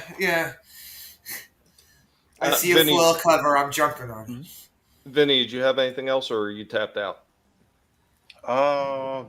Let me see. I just figured I'd ask before I get in my last couple ones. Yeah, I might have one more short. Detective 31 is the first time you see a Batarang. Okay. Oh, all right. Yeah, I do have one more thing here. Hold on. Thank you for that info. Kick-ass reprint, bro. Yeah, man. I like them. Yeah, here we go. I got. There's another Transformers thing, Tommy. So here. Yeah, this was in store.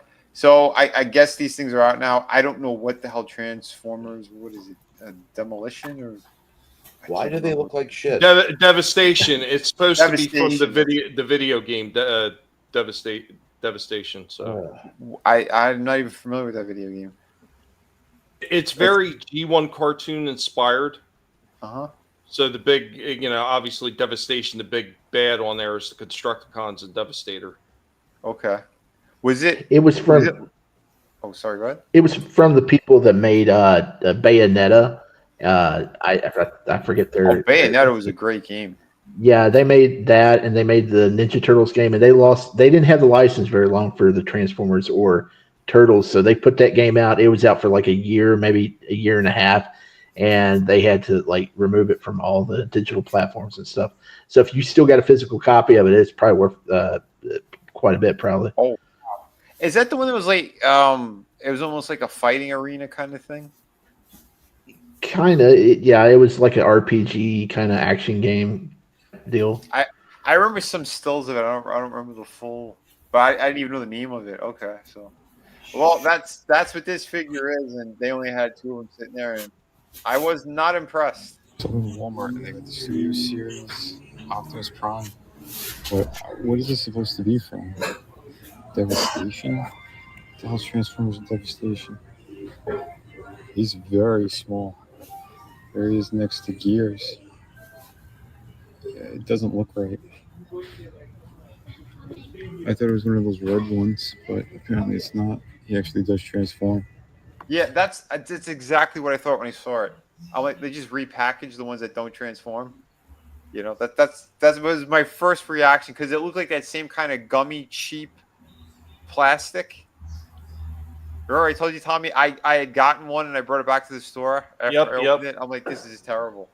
Yeah, when I'd seen those Red Series ones, I was like, nah, not for me. I mean, the first thing I look is it's a transform or doesn't transform. Mm-hmm. I'm not really, unless it's like a little mini type, like those little mini figures they sell at the Dollar Tree and places like that. Yeah. Like I might get one of those as wall hangers, but for the most part, if it's a larger thing and it's just action posing, like I don't care. I want it to transform.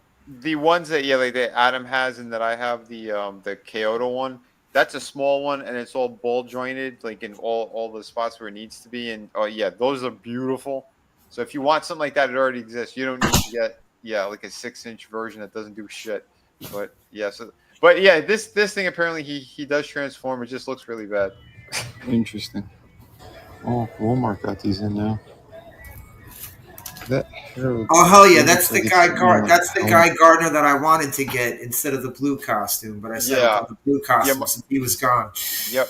They had both of them here. So, but yeah, Walmart finally has them in stock. Although I don't like how the hair is. It literally looks like a helmet that's just sitting on them. Like it's not flush to the face properly. Well, because you can replace the hair. Yeah, you're supposed to replace with the bowl Yeah, you can cut. replace them, but even the GI Joes, like they did it a proper way where it looks pretty seamless. These things look terrible. Like they're just sitting there floating, like on top of that. Like they both look like bowl cuts. I don't know. It's really poorly done. Like, the faces are nice. And he doesn't come with any ring effects, right? Not that I'm aware of. No, I mean I would like a little bit more. Yeah, I see no ring effects there. No. The Tomar figure I have has like two different ring effects. Yeah, but again, it's Green Lantern. How do you leave out the effects? Exactly. Orange out there. They got both versions. Yeah, there's the other one. Yeah, there's the one I have. Yep. So. No effects. No effects either. No effects. So, and it's crazy. These are the special collector's editions, and you leave out that stuff. Like, yep. That's Toad McFarlane for you. He's touring it up. I don't know. It's a shame because I'm digging these multiverse figures. I'm really getting into picking these up. Yeah. It's kind of a shame they're going away. Yeah, like the costume looks great on him and everything. Like I think they do so much right, and then they have like a couple of silly mistakes or bad paint application or bad articulation in certain ones. It's like I don't know. I almost opened up what's her face? I didn't have time today. I almost opened up Power Girl. She looks very limited. Like her articulation isn't as good as the other figures. But I don't know. We'll see. But it's like that Frank Miller Batman I have. Like I looked at the hand and I thought they like fucked up the fingers, and then I looked close. There's like Shifty said, the unpainted batarangs, and I was like, oh okay, they're between his like he's got them in his fingers. Yeah. And what's going on, Scrambles? What's up, hey, Scrambles? Man. Good seeing you. Yeah, you just look at it randomly. You think it's like fucked up fingers. Yeah. Well, they did a good job on, but you got to find the right ones. The Christian Bale Batman Begins. They have one of those hands, and he has the 3 batarangs. Yeah. The copy I got, like the paint is really good. They only missed 2 spots, like on the inside of the hand, but other than that, like the outside, the bottom, is perfect. So they're capable of doing it. It's just like, will they? Keep your eyes peeled because more Walmarts are getting in the Supergirl and the Kingdom Come Superman early. They were actually up on their website to actually buy in the last day or so. So Walmart's been breaking street date because those aren't supposed to drop till May. Oh wow! Yeah. Wow. Damn. Guys, I gotta drop. I'm gonna eat, and I gotta eat before I stream. No problem, buddy. All right. See you later, man. Yeah, you have a good one, man. Have a great one. All right. Later, guys. Later. Later, Slad. What you got there, Bruce? Actually, let me share something here because I've been talking on and off with over the past few years. Met this lady named Sarah Frazetta. Oh. And she's Frank Frazetta's granddaughter. They have a company called Frazetta Girls. And they're getting ready to ship this Conan figure later this summer. Nice. This is 1/12 scale. Pre-order $70 off of FrazettaGirls.com. Comes with a bunch of different fittings for the hands, different weapons, drinking horn, bracer for the right arm. Yeah, it's beautiful stuff. It is. Yeah. I really like her work. I can't remember. I think we did discuss this one briefly. Yeah, we showed some of them. And they have like the Frazetta Girls as well. Like the chick with the panther. I think there's a Vampirella they're doing as well. Because they did the really Fire and Ice too. We were talking about because the Fire and Ice ones look really nice. Yep. I just didn't like, and I'm blanking on her damn name. The girl from Fire and Ice. Oh, wow. Yeah, Tigra. So there's a little bit of articulation misses in Tigra. Yeah, there's some I mean, issues other with than it. that, the figure looks beautiful. Yep. I do like that they got down his style and everything. And yeah, and I'm my friend Bram Frank. Yeah, he's good friends with his son as well, and they send him like his son does like paint overs on top of some of the prints. And yeah, he sent him a few of them. But yeah, again, Frank Frazetta was an absolute legend. He's one of the reasons why I became an artist as well. Not just for the comic book side of things, but I really started thinking more about telling a story with a single image, and that's all thanks to Frazetta. Like again, a legend. Yeah, whole family's awesome. Good stuff all around. Wow. Yeah. See, it's beautiful. Yeah, really cool. I thought you guys would probably want to be. I know this isn't quote unquote retro toys, but Frazetta's stuff isn't exactly brand new. Well, we touch on a little bit of everything on the show. Yep. So new, old, like everything in between. I seem to be handling most of the old stuff just because. Well, yeah, your wife is a year old. Yeah. Look who's talking. You're just gonna hear, and then Tommy's gonna start crying. I'll just call him Darth Dopus. That's what I call Bentley when he gets into attack mode. And he'll start fighting. Oh shit! But yeah. We hit most of this stuff. It's all fantastic. Yeah, if it's old toys, newer stuff, it don't matter. As long as it's cool looking, yeah, we're always down for talking about it. But, yeah, man. Yeah. As long as something you feel passionate about and enjoy the hell out of, why not? And we also lost Adam too. And I forgot to mention that. My bad. Oh, that's all right. But yeah, man. Good stuff. And yeah, Sarah's awesome. I talked to her, I think, a couple of times. I know I've seen, I think, her and her mom, I believe, at a couple of the conventions. But yeah, I like they're keeping Frazetta and all of his merch and stuff alive. That's for sure. I'm debating on getting that one, that Conan piece. It's really nice looking. It's just that price is just I kick in the balls. Yeah. It is a little steep, but yeah. I'll the quality. Yeah, the quality is definitely there. It's worth the price. Oh yeah, yep. Yeah, you're not wrong, Godzillionaire. Even though it's been mentioned a few times offhanded. Yeah, usually we don't really talk about it much. I've just never been into them, so. Same. Like I had a couple from the convention scene, but other than that, yeah, I never collected those. I kind of hate them because I kind of had that idea back when I was in high school. I was like, what if we take a figure? Yeah, what if we take a figure and just make it like a basic design, and then like. I did it with Earthworm Jim. I had an assignment for commercial art class, and I had Earthworm Jim, but I had him as like 100 different characters on one image, and I was like, "There's got to be some way they can do this for toys," but I didn't ever think about it again. And here comes Pops years later, and I'm like, "Damn it!" I know it's crazy, man. But that's the only thing toy-wise I've been dealing with. I mean, other than the fact that, like, whenever I get a chance to sit in this chair and paint, I do. Mm-hmm. Hey, man, it's something you enjoy. I mean, why not, right? You do such a great job. I wish I was that great. I mean, Vinnie, thank you very much. But, man, there's some figures I need to pull off the shelf and spend about 6 hours on. Yeah, no. Well, that's the thing. It's like when your skills keep getting better, you can make it like the older stuff pop even more. I've done the same thing with some of my art pieces. Like I've gone back, I'm like I've retouched up certain things. That's why I did that other art book where I put volume 1 and 2 together and added extras, like an extra 30 or 40 pages, because I wanted to make sure like people are going to see like the best versions of all that stuff.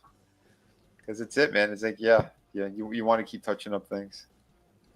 See, and it's a labor of love with a lot of this stuff, Bruce. And of course, it's always the tried and true truth right there is, if you're completely happy with everything you did, you don't care about doing it.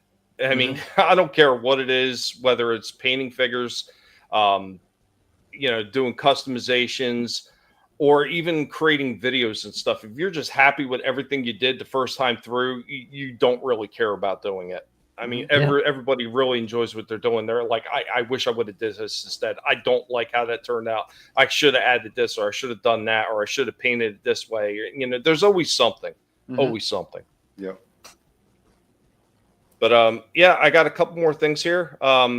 Breaking out one from the past.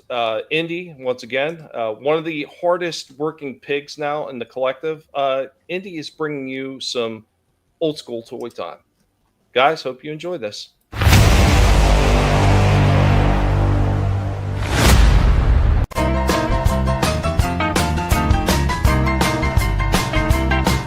Here we go with old school toy time. Mysterious, elusive. We've got Dark Wing Duck. Now, this one was by Disney through Playmates. I forget exactly what year this came out, and they did actually not stamp the date on this one, which is kind of odd. He did come with another accessory. I believe it was gun or something. Of course, the cape is removable, and he also had a play feature with a little button on the back. If you push the button, the hat would pop up and spin. So there you go, guys, opening this one up with Darkwing Duck. You guys remember this one. Guys, welcome back for another one as we're taking a look at some old school stuff right here. These are all from 1990, 20th Century Fox. I forget which company put these out. Of course, see Nelson. We got Marge. We got Homer with his plutonium suit. The helmet does come off, and of course, he's got his plutonium rod right there. We got Bart on his skateboard. I know he came with a few other accessories. All of these did, like the Bart man right here, Bart's secret identity. They came with these little sign pieces right here that you could stick on top of their head, and they did come with extra little things like this one was for Nelson. It's trash time, Simpson. So they came with stuff like that. Unfortunately, not everything had gotten packed away into the same crate when I brought all this stuff back from Dad's house. And unfortunately, we got Simpsons mixed up in about a dozen other crates. But these are nice, fun, little, stupid, simple toys. That's not a lot of articulation in, not a lot of movement. Kind of like the talking points for most YouTubers. It's pretty much the same blah stuff. But guys, here we go with 1990 and The Simpsons. Do you guys remember these? I know that Kenner, I think it's Kenner through Hasbro, is re-releasing some variation of these old school figures, but I don't think they're exactly the same. I didn't really have that good of a look at them, but these ones I thought were pretty cool for what they were back in the day. Guys, let us know what you thought about this one.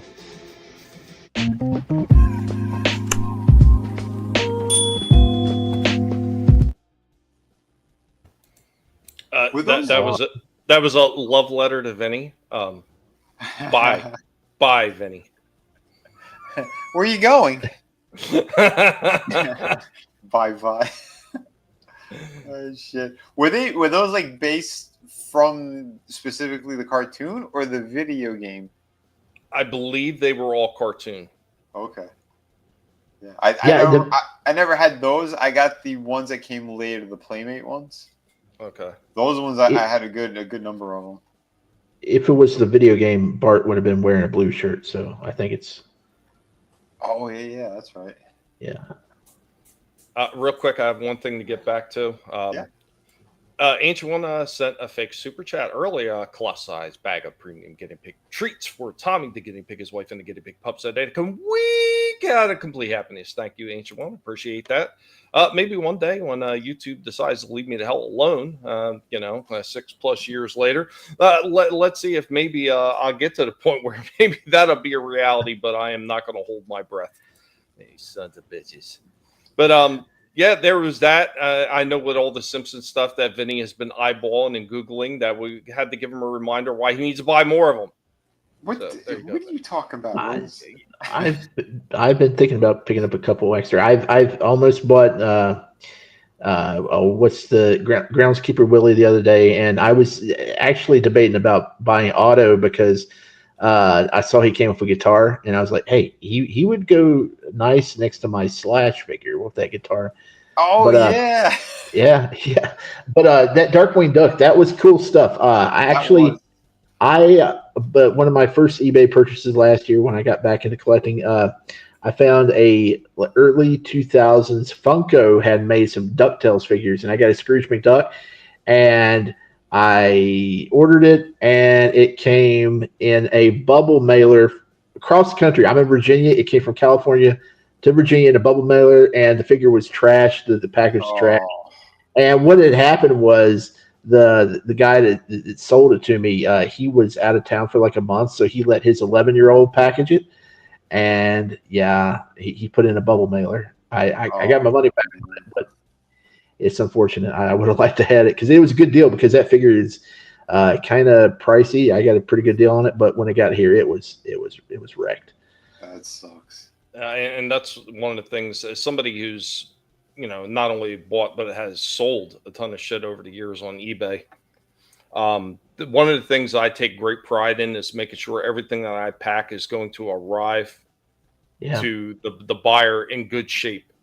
Yep. And if anything happens to the box and crushed, usually the way I pack it, it should still survive anyway. Mm-hmm. Unless they go out of their way and they're doing like Mick Foley elbow drops on it, it should arrive. It should arrive in one piece.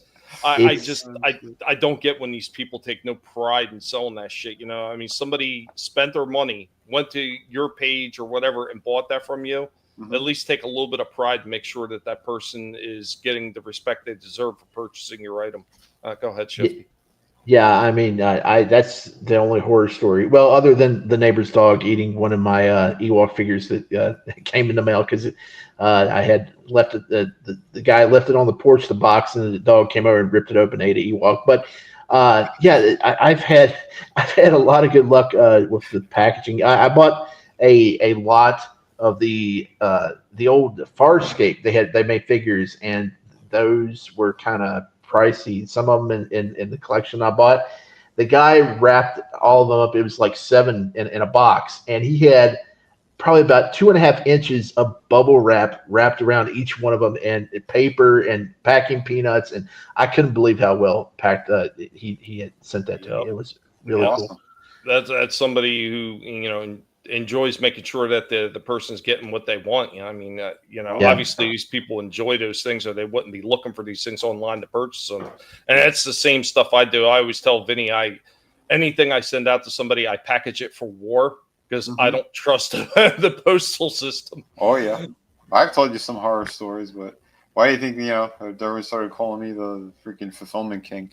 Because I wanted to make sure everyone was going to get their stuff at top quality, It was the very first campaign. I learned a lot from that, and then from then on out, I made sure everyone was going to get their shit in the best possible condition.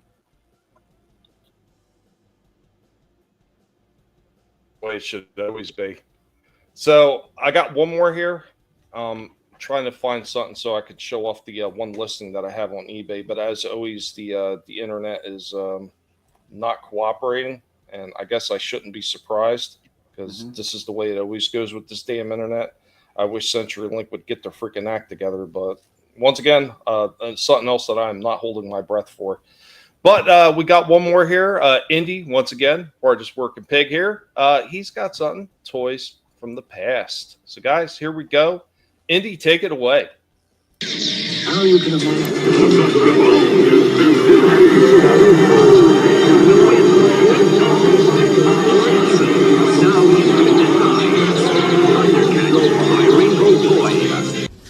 Greetings, humans. This is Indy. Welcome back to Toys from the Past.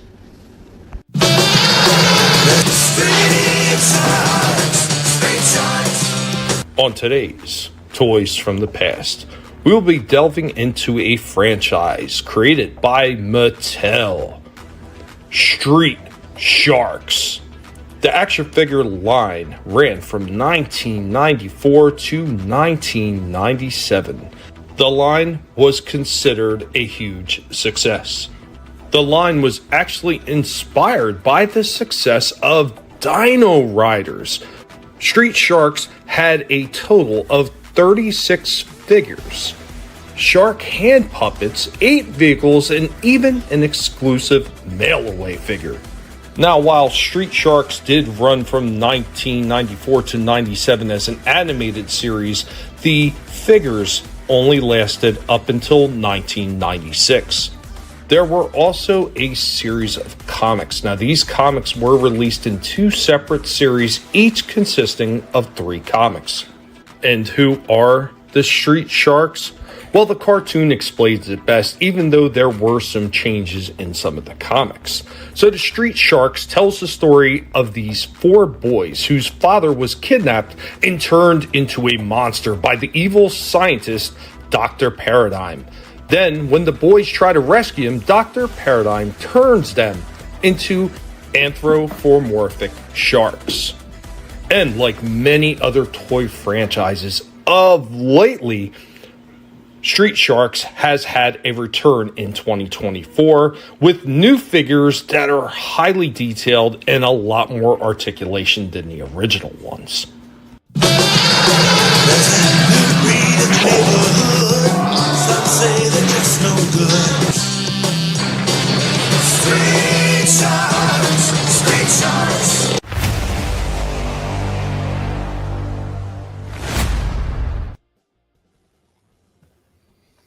Which one did Vin Diesel play? He was in some of the commercials. Yeah, he was this, he was working at a toy fair, and he was one of the guys showing them off. It's crazy to see that years after. Yeah. Holy shit! He was one of the spokes guys there, or at toy fair. You said. Yeah, it's some toy fair. There's a video circling around on YouTube where he's showing them off to some people at a booth, and he's super skinny. I think he has hair still, but man, those figures were huge. I mean, I don't see how you could get those on the shelf nowadays because for the same size. But man, those figures do take up a lot of room on the shelf because they come in a big that cage box and everything. And I've seen them in Target and. I think I don't know if it was Ollie's where I seen one of them discounted somewhere. Okay. Oh, wow. Oh, yeah. I've never seen them in stores. Oh, I've seen them and I've been tempted. I'd never had them as a kid, but I was tempted. Go ahead. Cool. So I apologize. I started talking and you weren't finished. I apologize. Keep going, Tommy. No, that was it. Go ahead. No, I just remember Vin Diesel being a pitchman for a lot of things back in the early 90s. Like he did the Street Sharks in the mid 90s, and then before that he had hair, and there's a video you can find on YouTube where he's demonstrating breakdancing moves from 1989. And if you've never seen that video, it'll make you happy for whatever job you currently have, because he got paid to do that back then. It's like, ooh, it's painful. Yeah, it's kind of hard to watch, but he's been around. He's done a lot of things, and that's one thing I admire about him. He'll do whatever he can to put money on his table, to put food on his table. And Ed's twin. Yeah, he's got a fraternal twin who's wow. They look like night and day. I know, right? It's pretty funny, but yeah, he's a massive nerd though. I mean, he's into all this stuff too. That's the same thing that's the same thing Chris said. I'm sorry, Bruce. Yeah. You're fine. There was a 40th anniversary D&D book that came out in 2004, and he wrote the introduction to it. Vin Diesel wrote that. Yep. Didn't he? Wasn't he on what's his name? That Joe Manganiello? He'd have celebrity D&D tournaments, and I think Vin Diesel's one of the ones that would always come, and they nerd out and play those. I think if you look up D and Diesel on YouTube, you can find that video. Oh, nice.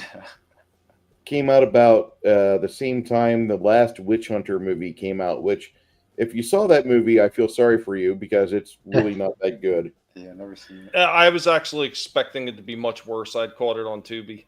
Oh.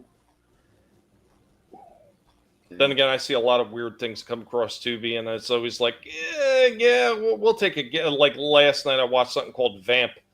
It was not a good movie, but I've seen worse in modern entertainment, so I'll take it. Yeah, I actually watched a little bit of Tubi this week too. Richard Chamberlain passed away, so I wanted to go back and watch King Solomon's Mines. That movie would not be made today. No. There's some stuff in that. Yeah, there's some stuff in that. Was that the I one gotta with watch. Sharon Stone?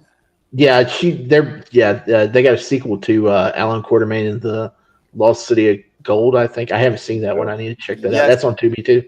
Yeah, the one with Sharon Stone. That role actually Slash is not here right now, but because Saturday we're doing Ninja. What was it, Damnation? Was that it? Domination. And Lucinda Dickey was actually supposed to be the star of that one.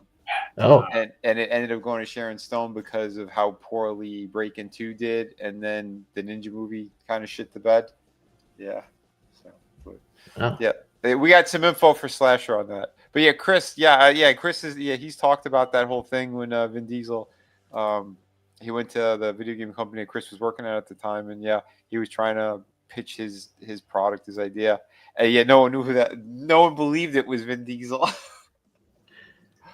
Well, he started his own video game company for a while. It was Tiger Games. Yeah, Tigro. Yeah. Tigro or Tigrin. Tigon. Yeah. He did the Butcher Bay games, didn't he? Yeah. Yes. Yeah, he was trying a couple of different things. Something I wanted to get back to real quick. So Chris says he packed my books for Chernobyl, and he still got horrific photos back from some backers. And this is why I had switched from sending things USPS to just UPS, because I could trust UPS a lot more than the United States Postal Service. Yeah, everything got really bad. Junk. And Cass Hoy, I showed off a toy commercial for that earlier. It was actually a pretty big segment in one of the commercial breaks with Biker Mice from Mars. Something else that they just recently revisited, because Vinnie had showed it off in one of the shorts last week. Yep. They look great. Those figures are pretty good. I saw they have some like paint problems and stuff, but overall for like a pretty new company, it was good quality from what I've seen. I mean, I didn't buy any of them, but it's once again, I still think it's cool that they're digging into some of those toys and trying to give them some new life. Like the Street Shark ones, I was super impressed with the way they look, and I wouldn't mind getting them if I had the disposable income for it. But yeah, do not. I think we're about set to wrap it up and get up out of here. Anybody else have any things they want to talk about before we do? There was a TV series I started watching earlier this week because I finally finished Babylon 5, which is great to the last season. Last season dropped the ball for me pretty hard, but I started watching this cartoon called The Adventures of the Galaxy Rangers. Oh yes, great theme song. If you ever get a chance to look on YouTube, they get the full extended theme song. Theme song, yeah, that's worth listening to. Oh, nice. It's actually the best theme song for a cartoon I've ever heard. Yeah. Oh, wow. Better than Jason the Wheeled Warriors, by far. But I really do love that series, the Galaxy Rangers. It just kind of sucked. It only lasted 1 or 2 seasons. And of all people, the main guy was Jerry Orbach. Yep. From CSI. Oh, wow. Yeah. He voiced the main character. Huh. And it's a very good cartoon, which I was just surprised. I mean, this is like right before Brave Star came out, and it was really neat that there was a series of science fiction westerns that came out all about the same time. Galaxy Rangers, Brave Star, there's a couple others that came out as well. But if you get the chance to find that, and they've got some episodes on YouTube, I would recommend it. Cool. Awesome. If you're looking for quality stuff to watch, you can find it. Yeah, well, sometimes not even looking for quality, just for looking for something that's like semi-entertaining is more than enough a lot of times, and that's why I say I'll peruse Tubi and sometimes Pluto or whatever free stuff that the Roku has, and some of it's actually kind of surprising. Like I actually found on the Roku side through one of the other partnerships or whatever. They got married with children. I started rewatching those. And what's going on, Happy? Good to see you, buddy. We're getting ready to wrap up soon. Yeah. Better than Silverhawks team? Silverhawks was another Much one. better. Didn't last long, but Silverhawks and Thundercats, fantastic openings. That's very hard to top. That and the movie opening for G.I. Joe. Yeah. Well, here's the thing: the Galaxy Rangers, their theme, the full theme is great. The theme to the intro, they edited kind of halfway, and they have a narration over it, so they kind of butcher it for the intro. The full theme is awesome. I would agree. Very much cool. agree. And we could sit there and go over those things like, manly, some motivation, bringing up masks. There were so many of them were awesome intros. Yeah, but unfortunately, these things ever. Unfortunately, YouTube would ding you. They get on you. You couldn't. That's why you got to be slick with doing Yeah. certain things. And I try to be as slick as possible. And even then, I've still gotten hit with shit that wasn't even original. And they tried to claim it was, and I had to fight them. But see, I got nothing better to do. So I'm disabled, and I got nothing better to do except argue with those people all day long until they give up. Because sooner or later, they're going to get tired of dealing with me. I never knew that was your situation, Tommy. I never knew that about you. Oh yeah. I've mentioned it here and there, but I just don't make that big of a deal of it. It kind of is what it is. Okay.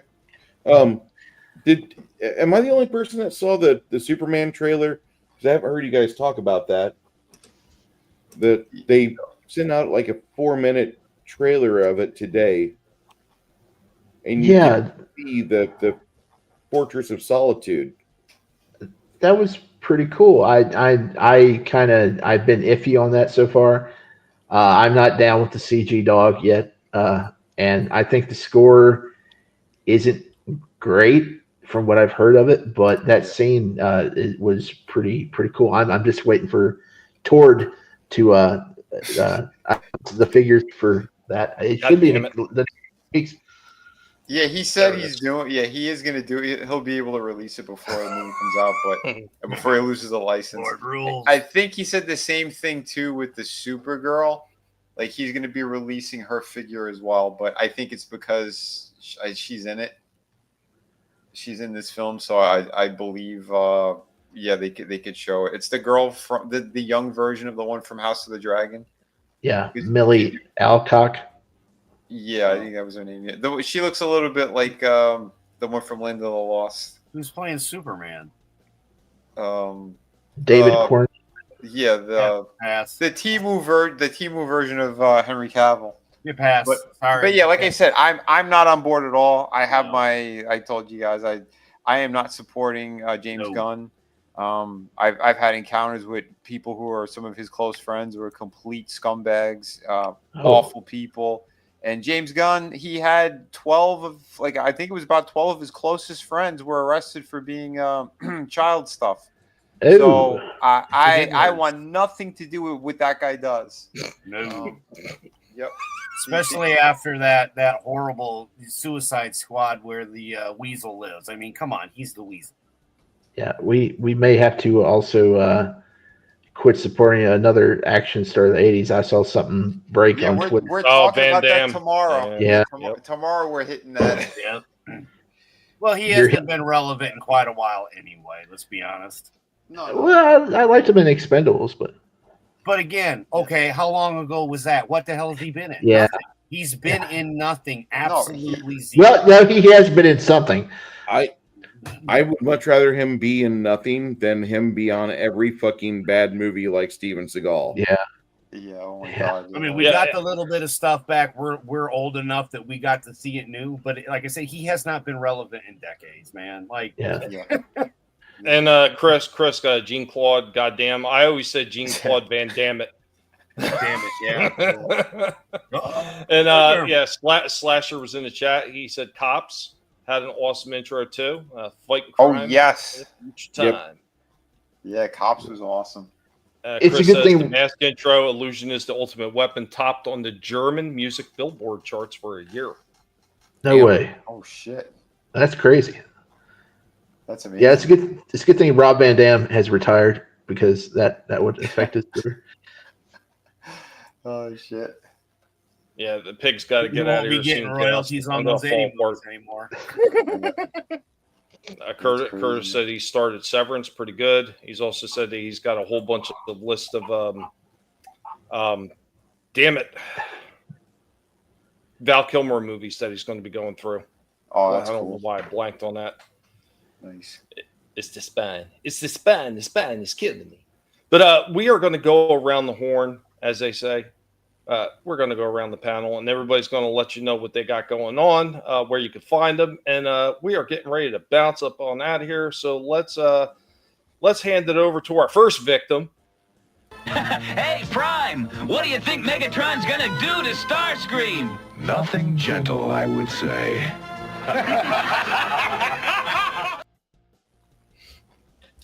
All right, guys. If you like tabletop gaming, if you like dice, if you like understanding the game theory, my channel's been dedicated to that for over 16 years, and I got to say that I'm my worst enemy because I've not obviously been like a lot of these other people that have thousands upon thousands upon thousands of subscribers.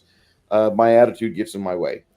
But with that stated, every other Saturday, I do run my own custom game system for some friends of mine, and I stream that for about 6 to 10 hours. It's a D100 system, one of my favorite systems I've ever played. Like I said, it's one I'm designing. I'm cobbling it from other systems, so you'll recognize things if you're a gamer. Then on the Saturdays where that's not going on, I do run a Pathfinder, aka 3.75 D&D game on those Saturdays. Anyway, I do want to give a hearty thanks to Vinnie and to Tommy and the rest of the panel here for allowing me to step on and paint on stream and talk with all of you. Thank you so much for being part of this, and make sure you like and subscribe this stream for friends Tommy, or if you're on Twitter with Vinnie, make sure you appreciate that and help the algorithm spin in their favor. Thank you so much. Thank you, Bruce. An absolute pleasure having you on tonight. Thank you, sir.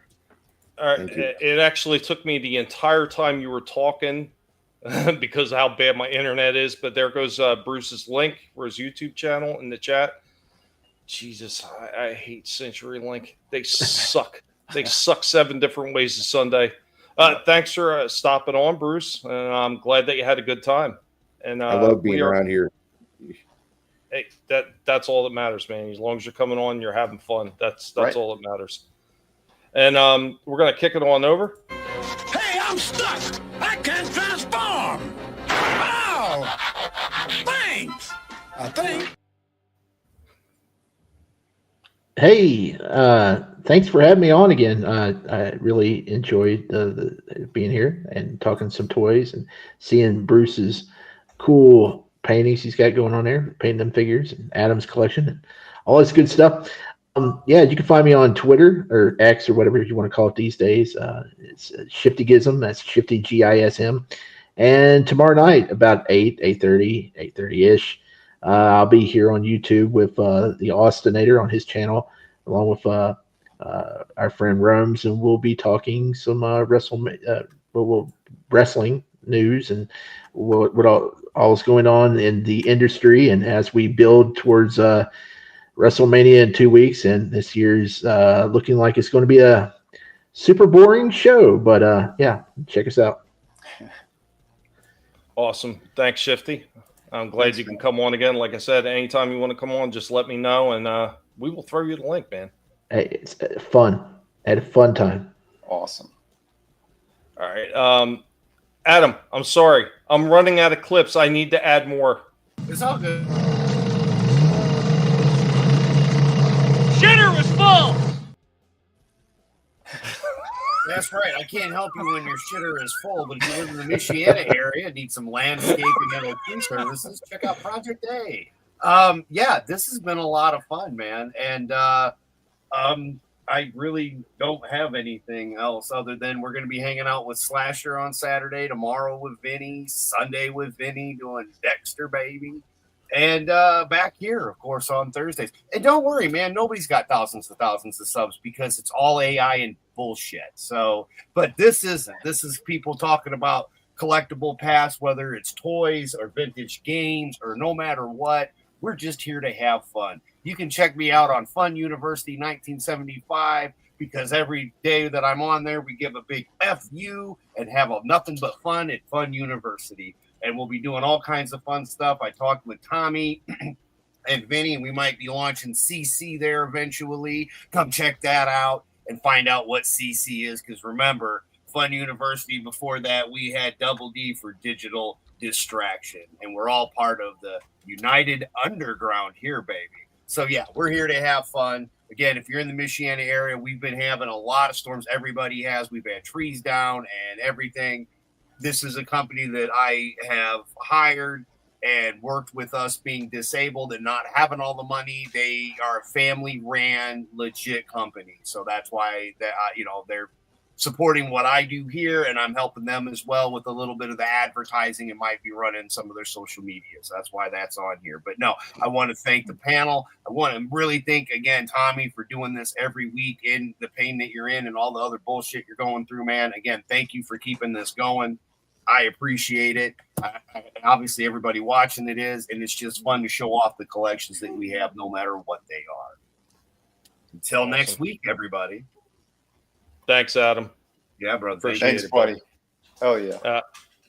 And I'm gonna kick it on over to this bad guy. And that all day long, I put up a dog's ass. Just bang, bang, bang up his ass. That's my pleasure. Yeah, that is right. It is I, the mean, awful, hateful pig that everybody has been warned to stay away from. I'm just joking. Guys, thank you for joining us. Everybody has been watching on all the different platforms. You could have chose to spend your time anywhere. You chose to spend it here with us. So remember, never let anybody tell you what you can and can't say, what you should or should not think, because your silence and your compliance gives consent. As always, we try to do everything we can to have the most fun on the toy stream here. Every Thursday, we get together at 8:30 and we just have a blast talking about the things that we enjoy collecting and the franchises that mean so much to us. And that's what it always needs to be about. Sitting there complaining and whining about some company you can't stand and some kind of shitty product or movie that they're putting out really is just ridiculous. Stop it. Get help, as Michael Jordan would tell you. But it has been a blast as always. And as far as last thing I want to talk about, so this is the lot of Transformers that I put up for sale, and it already sold. So some good fortune is coming my way, and beautiful. and we desperately need it. I mean, I'm sure everybody knows how tough times have been, and to have a couple things sell in one freaking day when I desperately need the money is an absolute godsend. And man, I couldn't be happier right now. Few more sales like that, and I may actually be completely out of trouble for this month, and then it gets to start all over again next month. I should play the Indian guy jumping off the roof with the Revenge of the Ninja Crate. That would be yours, Slasher, if I get that one and put it up. Ancient One, as far as if you want to set somebody up for a rating, whatever you want, man, it don't matter to me. Because after this, I've got to get away from the computer for a while because my back feels like concrete. Yeah, man. DJ Play Nice, man, good to see you. I know you were here earlier. I'm sorry I woke you up with the bad timing, but blame CenturyLink. The internet was going wonky at the time when I was setting the stream up on either Monday or Tuesday, and it changed it from AM to PM, and I didn't realize it until I stopped in to upload a few more things today, and I was like, oh, son of a bitch. And I had to change the time real quick. Yeah, shit happens. You know, what are you going to do? Yeah. Support the people on the panel. Get your toes eaten. The nibbling will commence until morale improves. Curtis, Gap, thank you guys for dropping links and helping me out and keeping the things going on that end of the chat. It really is appreciated. Same to you, Ancient One. Always appreciate it. Guys, you are all amazing. Now, of course, hold on. Let me get that comment off because it's kind of hard to get ready to switch over and send it to our last participant, our last co-host without all the stuff on the screen. But Vinnie, take it away.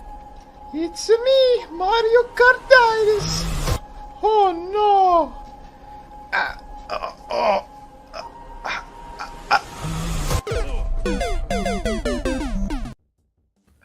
What's up, everybody? I want to take Toward Rules off. That's making me sick. Everybody, yes. Tune in tomorrow. Yeah, we're going to be 5 p.m. We'll break down the whole Jean-Claude Van Damme. Man, that guy's a piece of work. I don't want to see die. Yeah, we'll break some of that down. We'll probably talk about some more horrible celebrities and the evil shit that they've been doing. But yes, I will be showing you some pretty much concrete evidence on that situation too. Because I've seen a lot of people that are just simping for him because it's like, oh, I loved his movies when I was a kid, so I don't give a shit. I'm going to defend him to the end of the earth. No, if they're pieces of shit, you can call them out. It's fine. But yeah, because he was criminally charged. So. Yeah, there's a lot going on with that and what else is connected to, because it's even bigger than you think. So yeah, we'll be hitting some of that. And yeah, like I said, we don't just go with what everyone else is saying or doing. We are our own people with our own voices and opinions. So we're always happy to talk about whatever. But also this Saturday, I will be in West Palm, Boca Del Rey area, but it's called PalmCon. It's about a half hour away from West Palm Beach. So if you are in the area and you want to stop by and meet me, I'm going to have comic books, prints, original artwork. So come on down, say hello. Come on down. The price is right. Right. Yeah. And yes, you will be getting better deals over there too, because it's a 1-day show. So family friendly stuff. Palmcon.net. So yeah, there's the link. This is on YouTube, Twitter, so X, whatever the hell you want to call it. So you can click on there to find out more info if you are in the South Florida area and you want to come check it out. But yeah, good people over there. I've been doing that show on and off for a long time. So yeah, and the guy who runs it he's funny as hell too. Super nice guy. So yeah, come hang out with us over there. And Saturday, yes, we're hanging out with Slasher over on his channel. Go to Slasher McSplitter. We're gonna be doing the Ninja movie. I should be back in time. If I'm running a little late, I'll message Slasher. But yeah, it'll be fun there. And then Sunday, back on my channel, we are continuing Dexter. So I think it's gonna be episodes 9 and 10. And Trina and I was talking. It looks like it is 12 episodes. I thought the final 2 were coming up. Not yet. So we're going to be doing 9 and 10. And yeah, so it's season 1. We've all been having a blast, and especially like the guys who haven't seen it yet. I am glad they're enjoying it because it's for me one of the best series that they had put out. So yeah, thank you everyone. Yeah, Tommy, Shifty, Adam. Slasher, Bruce, everyone in chat, you guys and girls are fantastic. And even though he's not here, be sure to check out Slasher McSplitter. I believe he's going to be doing a gaming stream in a little while, I think. So check that out. He's doing a lot of good retro gaming. Also, Ancient One has got a raid if you guys want to stop by. Rebecca EMC. Check her out. Let her know that the pig sent you. # guinea pig raid. Thank you, everybody who's been hanging out with us, and we do hope that you have a good night, and we'll catch you next time. Later, y'all.